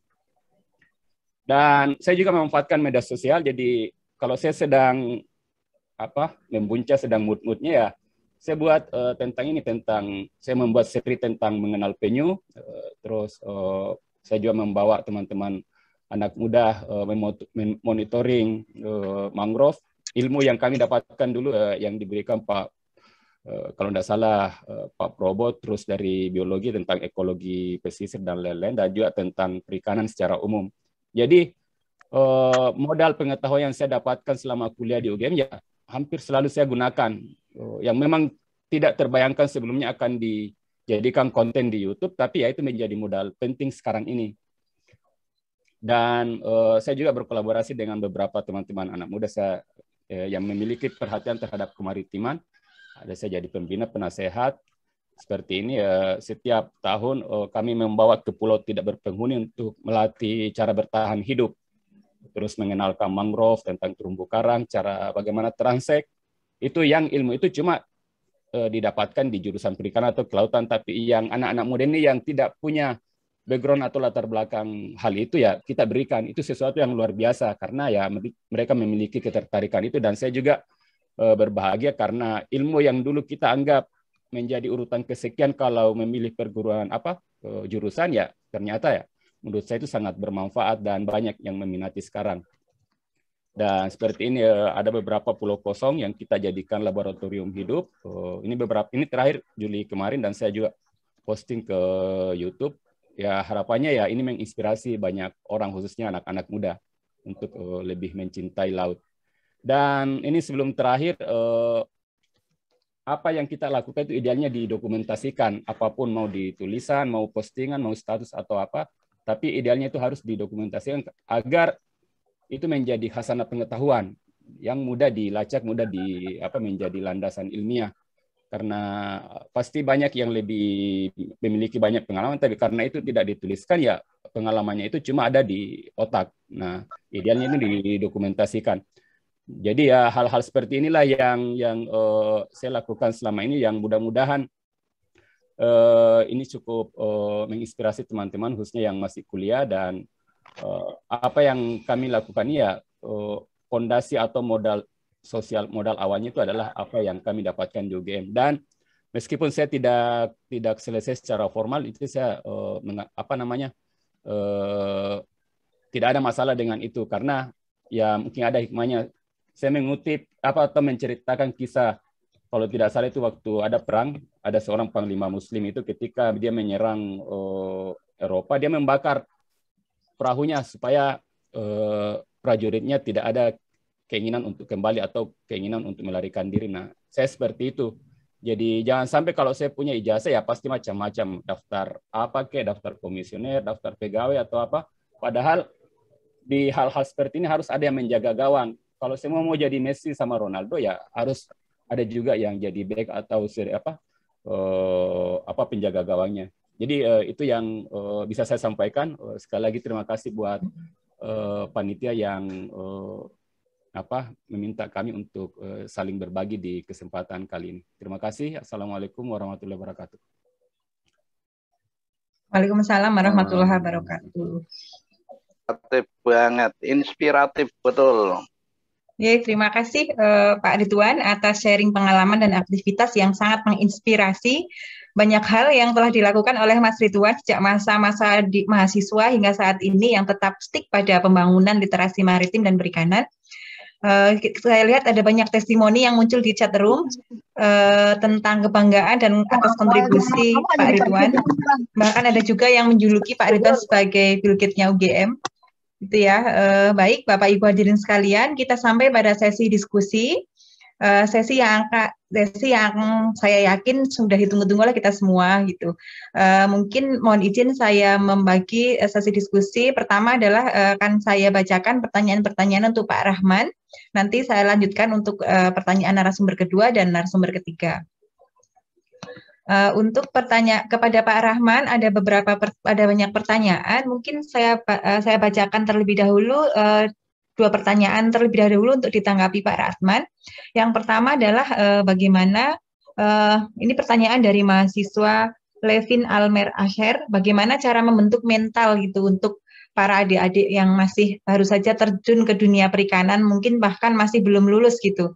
Bagaimana cara merintis membentuk mental gitu agar bisa siap untuk masuk ke dunia perikanan dan kira-kira kapan bisa memulainya gitu agar bisa adjustment.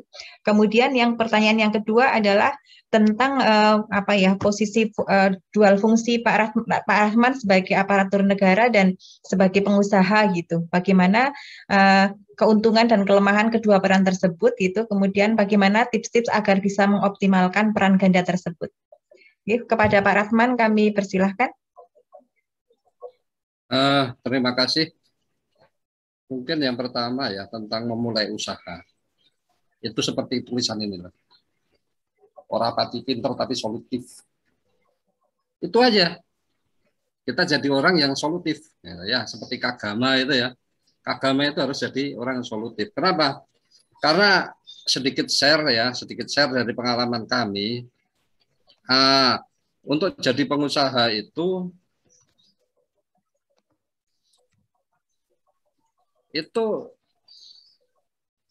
seperti inilah. Seperti seekor kucing di depan anjing.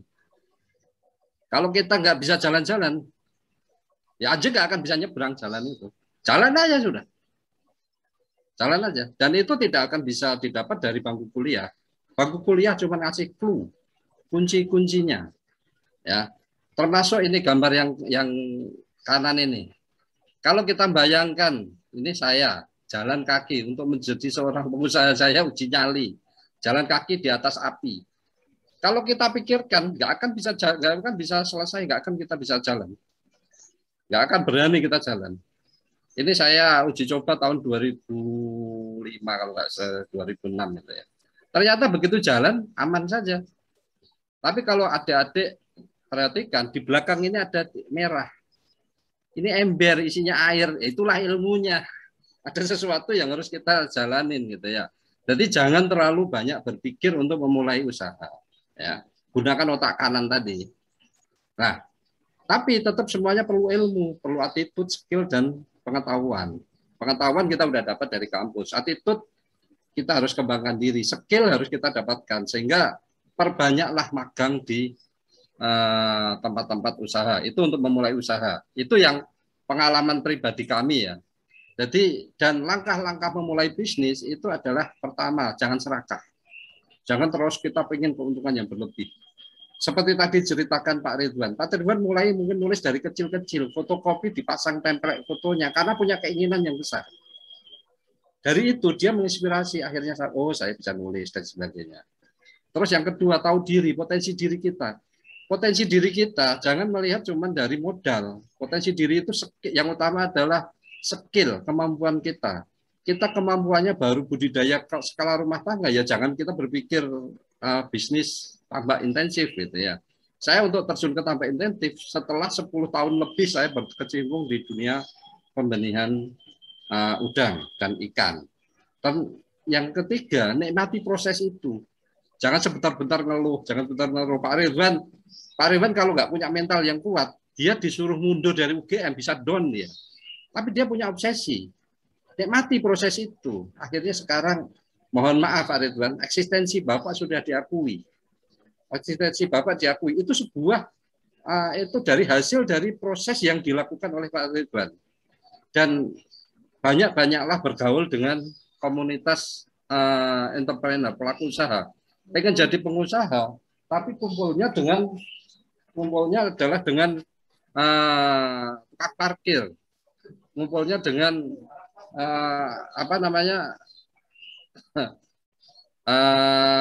tukang ya yang macam-macam sebagainya. Jadi nggak akan dapat. Kita mau pengen jadi pengusaha ya kumpul dengan pengusaha, carilah komunitas. Dan hal yang sekarang yang terbaru adalah kita jadi pengusaha itu dengan mudah saat ini. Kenapa? Era sekarang era keterbukaan sehingga kita mudah ATP dan ATM. Amati, tiru, praktekkan. Amati, tiru, modifikasi. Pak Ridwan bisa nulis begitu kan mengamati di lapangan seperti apa dan sebagainya. Bu Yani bisa menceritakan begini-begini sampai ke Situbondo, ke Ketah Makmur. Nanti kalau ke Situbondo tolong mampir, Bu. Nah, itu juga dengan mengamati, meniru yang sebagainya. Di sana ada begini. Jadi secara global untuk memulai usaha itu bisa ini loh. Jurus bobol, bodol, botol, bool. Optimis saja. Kita tidak perlu modal kok. Kita yang penting punya skill, punya keyakinan, ya, tenaga orang lain. Sekaligus ini menjawab pertanyaan dari Pak Alim kalau nggak salah ya. Keuntungan dan kelemahan menjadi ASN dan pengusaha. Saya sebagai pelaku, sebagai ASN, saya komitmen. Jam kerja saya adalah, jam kantor saya adalah jam 7 sampai jam 4 sore. Gimana saya mengelola usaha saya? Saya memakai orang. Saya memakai teknisi. Teknisi itu tinggal kita ajarin, kalau sudah bisa baru kita bisa tinggalkan. Kita peran di situ. Saya punya tambak, sekarang umur kalau nggak salah 43 hari, saya baru ketambak 2 kali. Alhamdulillah ya jalan. Hatchery sekarang baru tutup.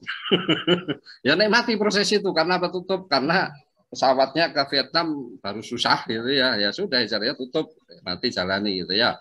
Terus saya juga dengan teknisi itu berarti kan saya udah bool. Saya optimis dengan otak orang lain yang kerja orang lain. Saya cuma modal keberanian aja. Jadi tapi prinsip itu semua akan bisa jalan kalau kita bisa sidik, amanah, dan fatonah. Kita bisa dipercaya sama relasi-relasi kita, bisa amanah, kita bisa sesuai dengan janji, dapat dipercaya. Saya kira itu yang pertanyaan pertama. Mungkin tak lanjut aja ya, ini kebetulan saya tulis ini. Ya, silakan Pak Rahman. Yang kedua, ada pertanyaan berikutnya dari Pak Suedi ya, tentang ekonomi biaya tinggi, pungutan retribusi. Yang saya maksud adalah gini, kalau perda-perda itu cuma sekedar pungutan, itu yang kadang membebani. Saya kasih contoh tambak. Orang mau bikin tambak, sebelum bikin tambak sudah harus IMB, sudah harus izin lingkungan, sudah harus izin andalalin, sudah harus ini. Kan banyak sekali izin itu. Kenapa tidak konsep itu dirubah? Biarkan dia jalan, nanti kalau sudah akhirnya itu baru kita pungut, misalkan produksi sekian persen kita tarik sekitar, oke setuju saya tadi usulan sekitar 1-2%. Saya setuju. Kalau tambah harga 50.000, berarti kan per kilo cuma kena sekitar kalau 1% 250 ya, atau berapa itu? Pokoknya itu murah sekali bagi pengusaha. Kalau model seperti itu bisa. Permasalahannya perda-perda sekarang itu modelnya ambil singkat. Orang mau pasang listrik harus begini. Orang mau pasang air bor aja sekali bor sudah berapa banyak yang kita gunakan. Sedangkan itu modal dasar utama untuk budidaya atau menghasilkan sesuatu. Yang berikutnya pertanyaan tentang desain butterfund. Nanti mungkin bisa kontak saya. Yang perlu saya bisa WA ke saya 081 332 10 70 30 atau bisa tanya ke panitia. Ya, untuk performan panen terakhir kita bisa produksi sekarang sudah bisa sampai 6 kilo per meter persegi. Skala kecil. Ini Bu Yani mungkin bisa mengembangkan untuk usaha-usaha pemberdayaan masyarakat pesisir. Karena ini skala yang sangat kecil. Ibu-ibu bisa melakukan ini. Ya, nanti kalau pasca situ bentuk main ke kami bisa kita sharing sehingga nanti daerah-daerah Pak Ridwan yang jauh dari mana-mana tapi pinggir-pinggir pantai itu bisa dikembangkan. Tidak ada orang yang tidak makan udang, insya Allah. Terus Pak Latif, manajemen air buangan tambak. Manajemen buangan tambak itu juga satu keuntungan saya sebagai ASN sekaligus pengusaha. Saya bisa menceritakan, ini loh Pak, saya juga pelaku. Di belakang tambak saya bikin tanaman bakau. Adik-adik mahasiswa dosen Pak Susilo yang pernah ke HCR saya, di belakang saya itu ada bakau yang rimbun. Itu kita ngasih contoh penyuluhan sekaligus percontohan langsung di masyarakat. Itu sebetulnya keuntungannya. Kelemahannya memang pusingnya tambah gitu ya, pusingnya tambah gitu. Kelemahannya itu aja. Tapi kalau kita bisa menikmati, insya Allah ya itu jadi hiburan. Terus ada Fitrianto, condong ke bisnis atau ke dinas. Ini jawaban tadi. Saya tidak condong dua-duanya. Saya dinas itu adalah ini, mencari solutif. Saya cari uang dari bisnis. Itu yang harus kita sadari. Dan bisnis saya dengan sistem saya pakai otak orang lain, tenaga orang lain. Ya, terus Andi Swahyudi, Mina Hutan apa bisa jadi solusi limbah budidaya? Itu salah satu, tapi tidak utama menurut saya. Kenapa? Karena sebelum buangan itu dipakai, di lingkungan budidaya sendiri harus diperbaiki. Misalkan dengan penggunaan probiotik yang baik, dengan pada tepar yang tidak terlalu tinggi dan sebagainya. Tapi eksternalnya dengan Mina Hutan mungkin boleh. Kolam-kolam petak pengendapan secara fisik juga harus tetap diperlukan dan itu yang kita gembar-gemborkan kepada pelaku-pelaku usaha. Bahkan karena saya pelaku sehingga mereka tanya, Pak, saya bangun tambak sudah dari tahun 90. Lahan saya, petakan saya cuma 4 petak. Saya udah 1 petak, saya pakai tandon. Gimana saya mau bikin ipal? Kapan saya kerjanya? Karena kita pelaku, kita dengan mudah ngomong, Bapak, solokan aja sampean sekat-sekat. Kita jadi kreatif, kita jadi solutif seperti ini, gitu ya.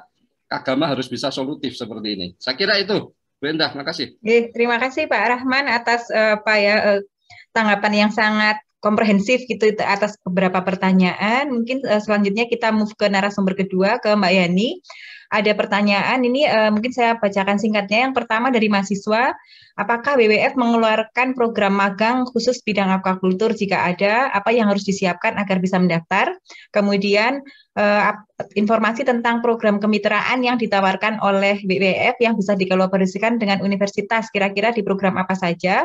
Kemudian yang ketiga, apakah sudah ada pembudidaya udang skala kecil di Indonesia yang sudah di bawah bimbingan WWF yang sudah dapat sertifikat ASC? Monggo silahkan Bu Yani untuk menanggapi.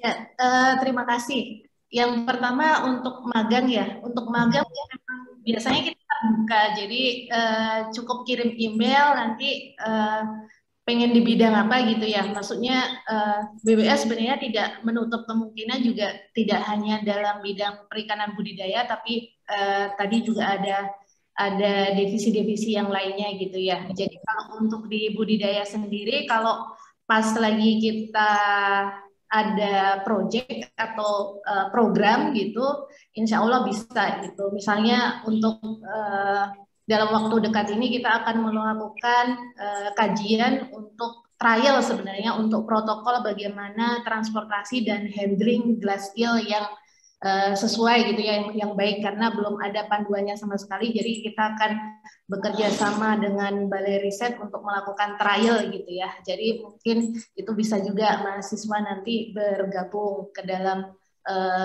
program tersebut gitu. Jadi pada dasarnya terbuka gitu. Dan kemitraan dengan kampus kita juga sebenarnya sudah beberapa dengan misalnya di sini juga dengan kampus Udayana dengan program kampus Merdekanya gitu ya. Jadi saya rasa sih terbuka saja gitu, tinggal nanti bagaimana kita berdiskusi bidang atau hal yang spesifik yang dibutuhkan dari kampus seperti apa, nanti dari WWF seperti apa, kita kolaborasikan. Yang ketiga, apakah ada unit budidaya skala kecil yang telah memperoleh ASC dengan pendampingan WWF gitu ya. Jadi kami cukup lama mendampingi budidaya udang yang ada di Kalimantan Utara, yang ada di Kaltara ya, yang ada di Bulungan gitu. Jadi itu memang sangat berat perjuangannya. Ada 4 tambak, 1 tambak itu 25 hektar. Jadi kalau 4 tambak itu ada 100 hektar gitu ya. 100 hektar harus 50 hektar direhabilitasi karena di sana dikonversi dari mangrove. Kemudian untuk tradisional ini karena dulu adalah di saat awal kita masih ditolerir untuk SR yang rendah, kurang dari 25%, karena salah satu indikator ASC itu untuk udang windu tradisional SR-nya harus di atas 25% gitu ya. Ini adalah salah satu indikator untuk animal welfare-nya, untuk kesejahteraan udangnya. Sertifikasi pertama masih ditolerir kurang dari 25%, kemudian kami bekerja sama juga untuk melakukan improvement, peningkatan produksi gitu ya. Tapi karena ini pengelolaannya sangat tradisional sekali, dari masyarakat di sana tebar benur, kemudian ditinggal, 6 bulan kemudian panen gitu ya. Jadi sangat susah sekali untuk mencapai SR 25%. Jadi akhirnya setelah 2 tahun di surveillance oleh ASC ini di withdraw gitu. Nah, sekarang kita juga mendampingi yang di Pinrang di Sulawesi Selatan. Insya Allah kalau di Sulawesi Selatan ini lebih manageable gitu ya, lebih bisa terkelola. Semoga dalam waktu dekat juga bisa mendapatkan sertifikasi ASC untuk small scale. Terima kasih.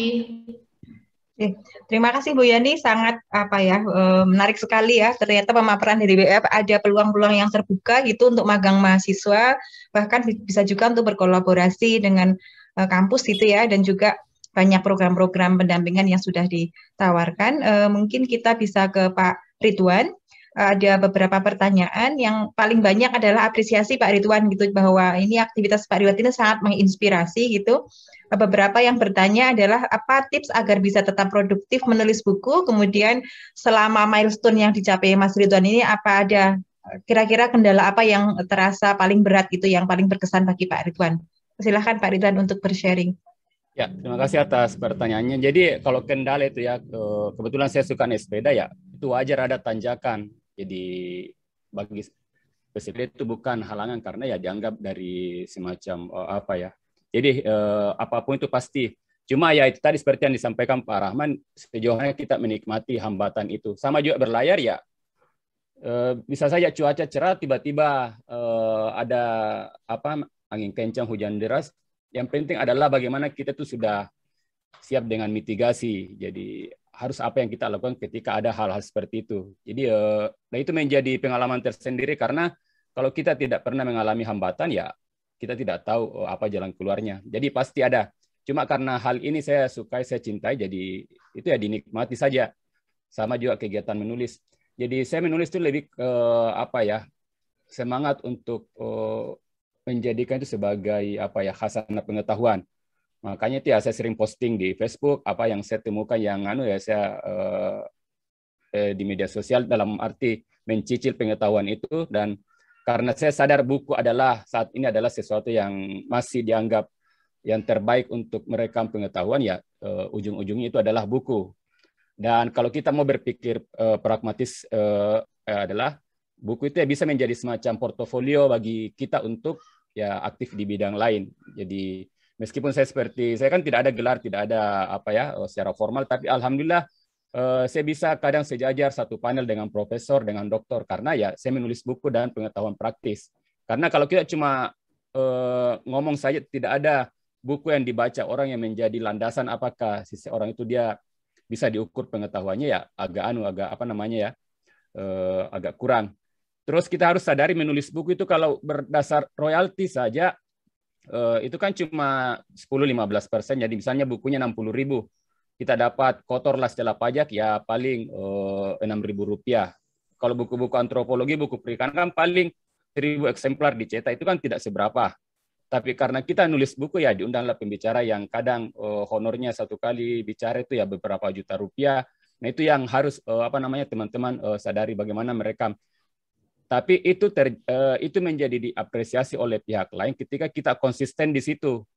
Jadi melihat portofolio yang jelas, misalnya yang pencapaian yang kalau itu dianggap sebagai pencapaian saat ini, yaitu harus diputar paling tidak 2 dekade ke belakang. Bagaimana sewaktu saya kuliah, ini teman-teman, ada banyak teman-teman saya di sini ya, dulu saya sering fotokopi buku, bawa buku macam-macam, terus aktif dan sering bolos, ya bukan bolos karena tapi ya yang sekarang dibahasakan dengan Merdeka Belajar, ya saya dulu meskipun ilegal tanda kutip, ya saya sudah merdeka belajar. Dan itu yang membuat saya mewujudkan cinta saya lewat hal-hal seperti itu. Jadi apapun itu kalau kita mencintai itu ya itu kendala atau hal itu tidak ada apa-apanya. Saya kira itu yang untuk pertanyaan tadi. Terima kasih Pak Ridwan. Selanjutnya mungkin saya tawarkan ke floor, apakah ada yang mau menanyakan secara langsung? Kita masih ada punya waktu yang cukup untuk berdiskusi. Silahkan dari audien.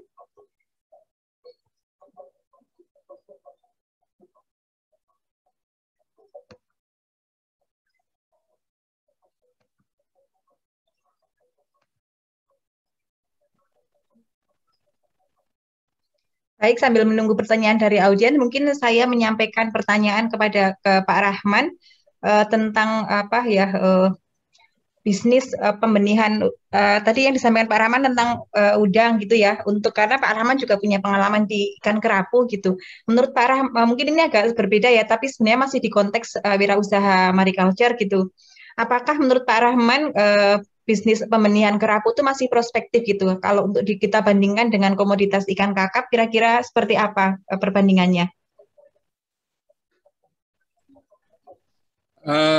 Kalau kerapu ya, kerapu itu sebetulnya tergantung, karena kerapu itu spesifik ras kuning ya. Ras kuning berarti daerah Indochina, mulai Cina, daratan, Hong Kong, Taiwan, Makau, Taiwan, gitu ya. Thailand dan sebagainya, sehingga sebetulnya prospeknya masih oke. Cuma karena pandemi ini sehingga pesawat itu kan jadi mahal. Kekurangan penumpang dibebankan ke kargo, itu yang akhirnya tidak layak lagi. Satu. Yang kedua, kendala berikutnya adalah Indonesia itu masih belum muncul pengusaha-pengusaha yang tangguh yang bisa budidaya kerapu dengan skala besar, sehingga akibatnya nanti pembeli itu akan datang sendiri ke satu kawasan itu. Itu kendala utamanya. Kalau dibandingkan dengan kakap, sebetulnya kakap itu lebih memasyarakat. Permasalahannya adalah dua-duanya adalah ikan karnivor. Ikan karnivor itu membutuhkan pakan lebih banyak, protein lebih tinggi. Ya, harga jual kakap putih dibanding kerapu jauh. Masalahnya di situ aja. Sebetulnya kalau kita kakap putih lebih masyarakat, lebih bisa pada skala segmen, cuman karena marginnya yang didapat itu tipis, sehingga kakap putih yang sudah lama teknologinya ketemu tidak begitu berkembang. Itu satu. Itu, Bu.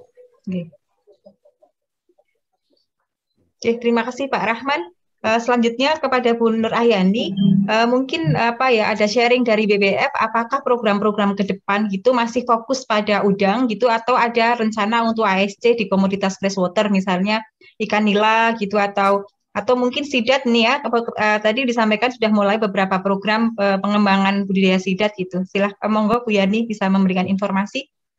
Ya, terima kasih. Sebenarnya kalau apa yang dilakukan WWF untuk improvement atau perbaikan perikanan budidaya itu sebenarnya tergantung dari mitra yang meminta kita gitu ya. Jadi kita juga sebenarnya kita tidak hanya bekerja di sini, tapi kita juga lewat networknya WWF itu berusaha untuk mengedukasi buyer gitu ya.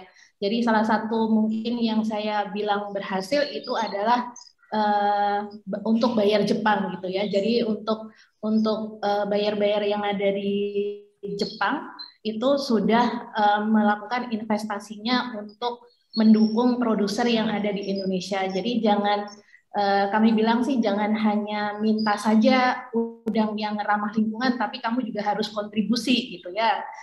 Karena untuk ramah lingkungan pun itu butuh modal gitu ya. Jadi bagaimana kalau kamu juga harus investasi, jadi jangan minta saja gitu. Jadi itu yang berhasil difasilitasi oleh WWF dari bayarnya yang ada di Jepang, kemudian buyer yang ada di Indonesia, kemudian turun ke pembudidaya yang ada di Sulawesi Selatan gitu ya. Nah itu yang berhasil kita lakukan. Jadi kalau dibilang WWF mau bekerja di di komoditas apa saja gitu ya. Biasanya kenapa kita bekerja di udang, karena secara dampak lingkungannya mungkin kalau dibandingkan dengan budidaya yang lain itu jauh lebih besar gitu ya.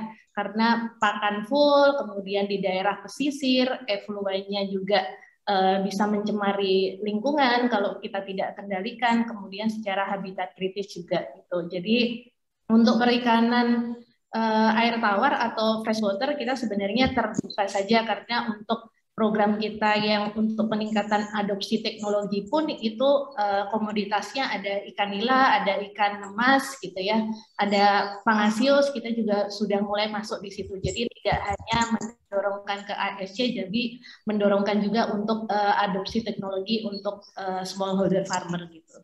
Jadi pada dasarnya terbuka, apalagi kalau WWF ini karena lembaga konservasi, jadi ketika impact-nya lebih tinggi ke lingkungan, biasanya lebih tertarik untuk mendampingi. Terima kasih. Terima kasih Mbak Yani. Selanjutnya ke Pak Ridwan, ada yang bertanya, bagaimana Pak Ridwan kan aktif menulis di buku ya, dan sekarang kan eranya orang nulis YouTuber misalnya gitu. Nah tadi sih memang Pak Ridwan juga ada beberapa yang sudah di-share lewat YouTube gitu.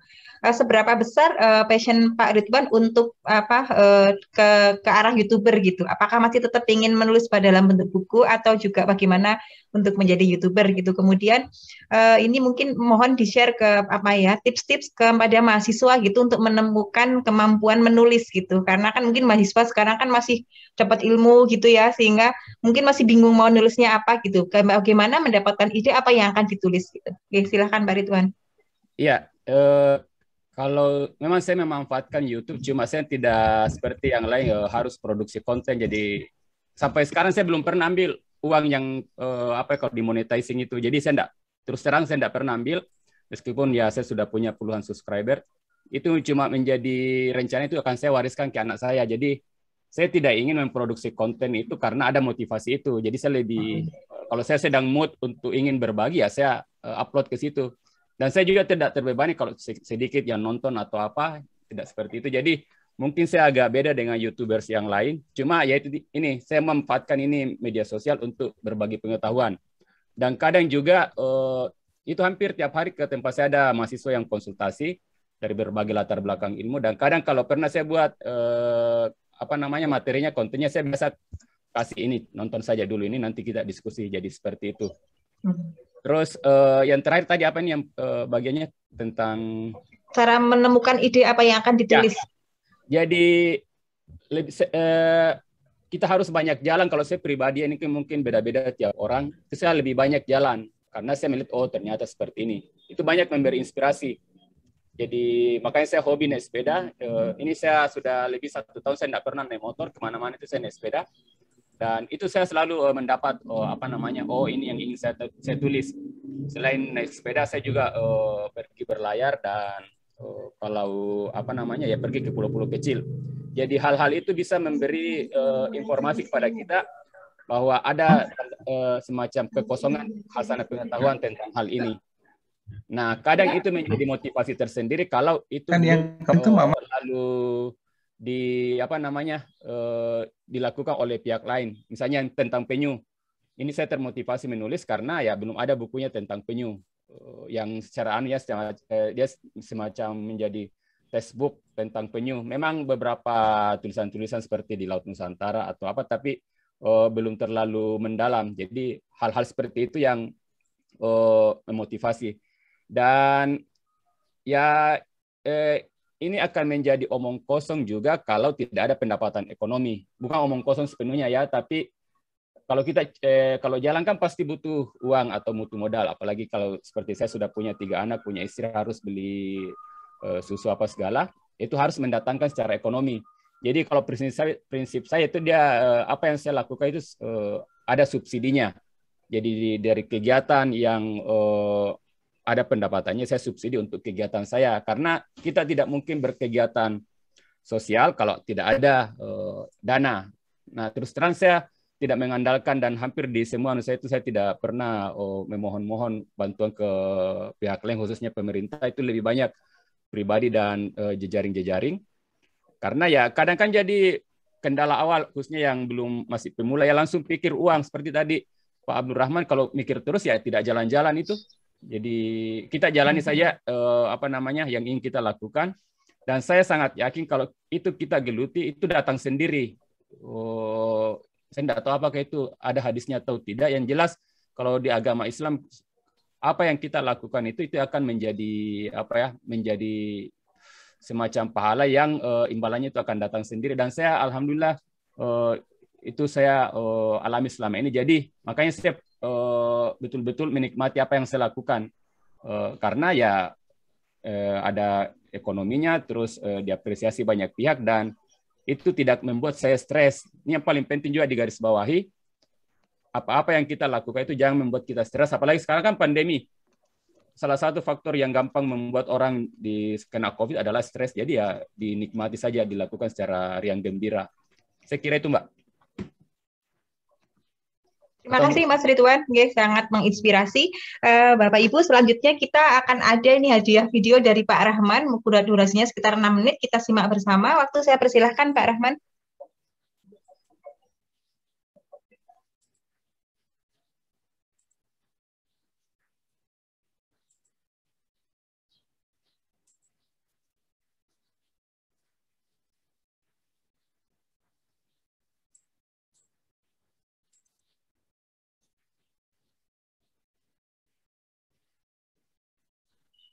Suaranya nggak muncul ya?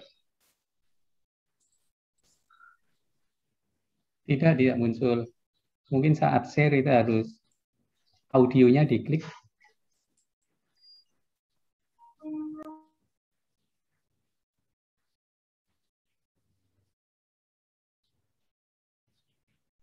Itu gambaran Butterfan.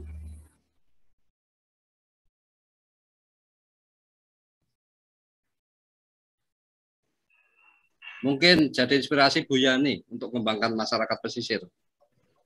Iya, Pak. Kita mengembangkan Butterfan jauh dari laut, jarak sekitar 0,5 kilo.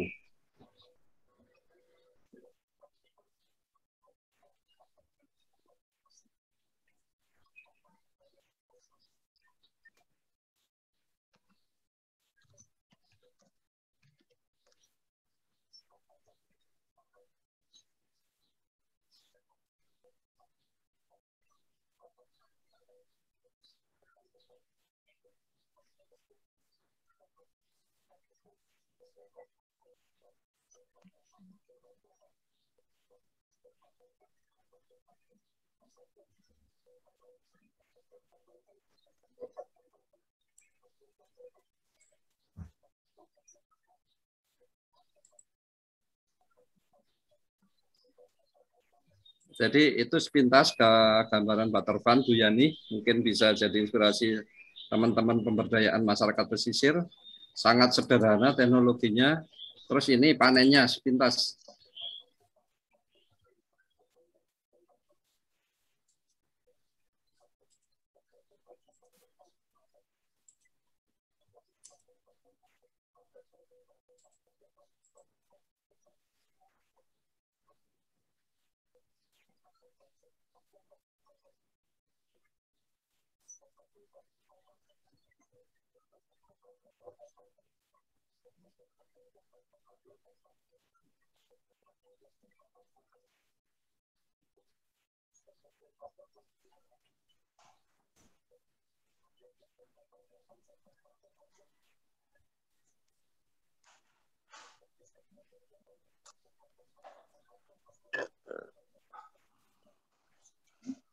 Kami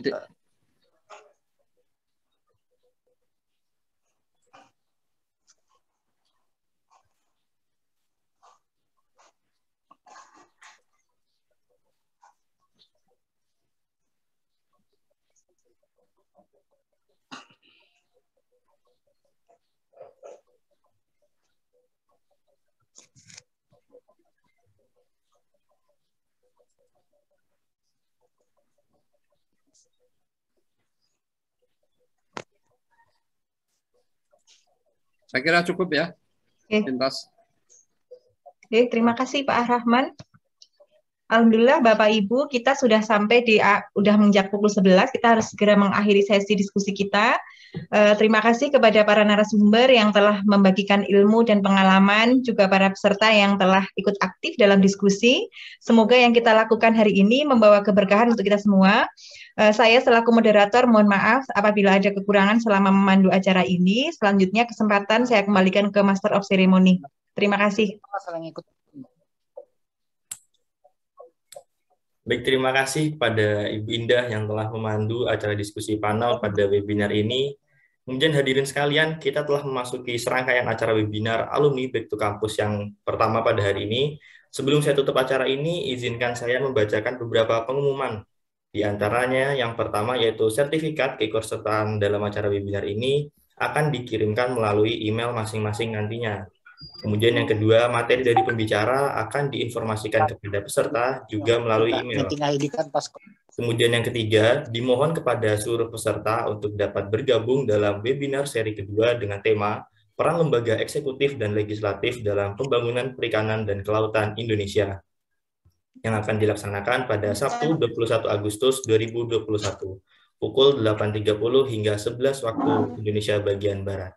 Dan yang keempat, webinar ini merupakan bagian dari serangkaian kegiatan dalam rangka Hari Ulang Tahun ke-58 Departemen Perikanan Fakultas Pertanian Universitas Gadjah Mada dengan kegiatan lain seperti bakti sosial, berbagai perlombaan, dan acara puncak yang akan diisi dengan orasi ilmiah dan temu alumni.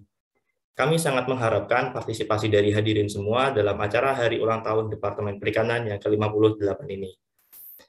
Untuk menutup acara webinar pada hari ini, marilah bersama-sama kita mengucapkan hamdalah. Alhamdulillahirabbil alamin.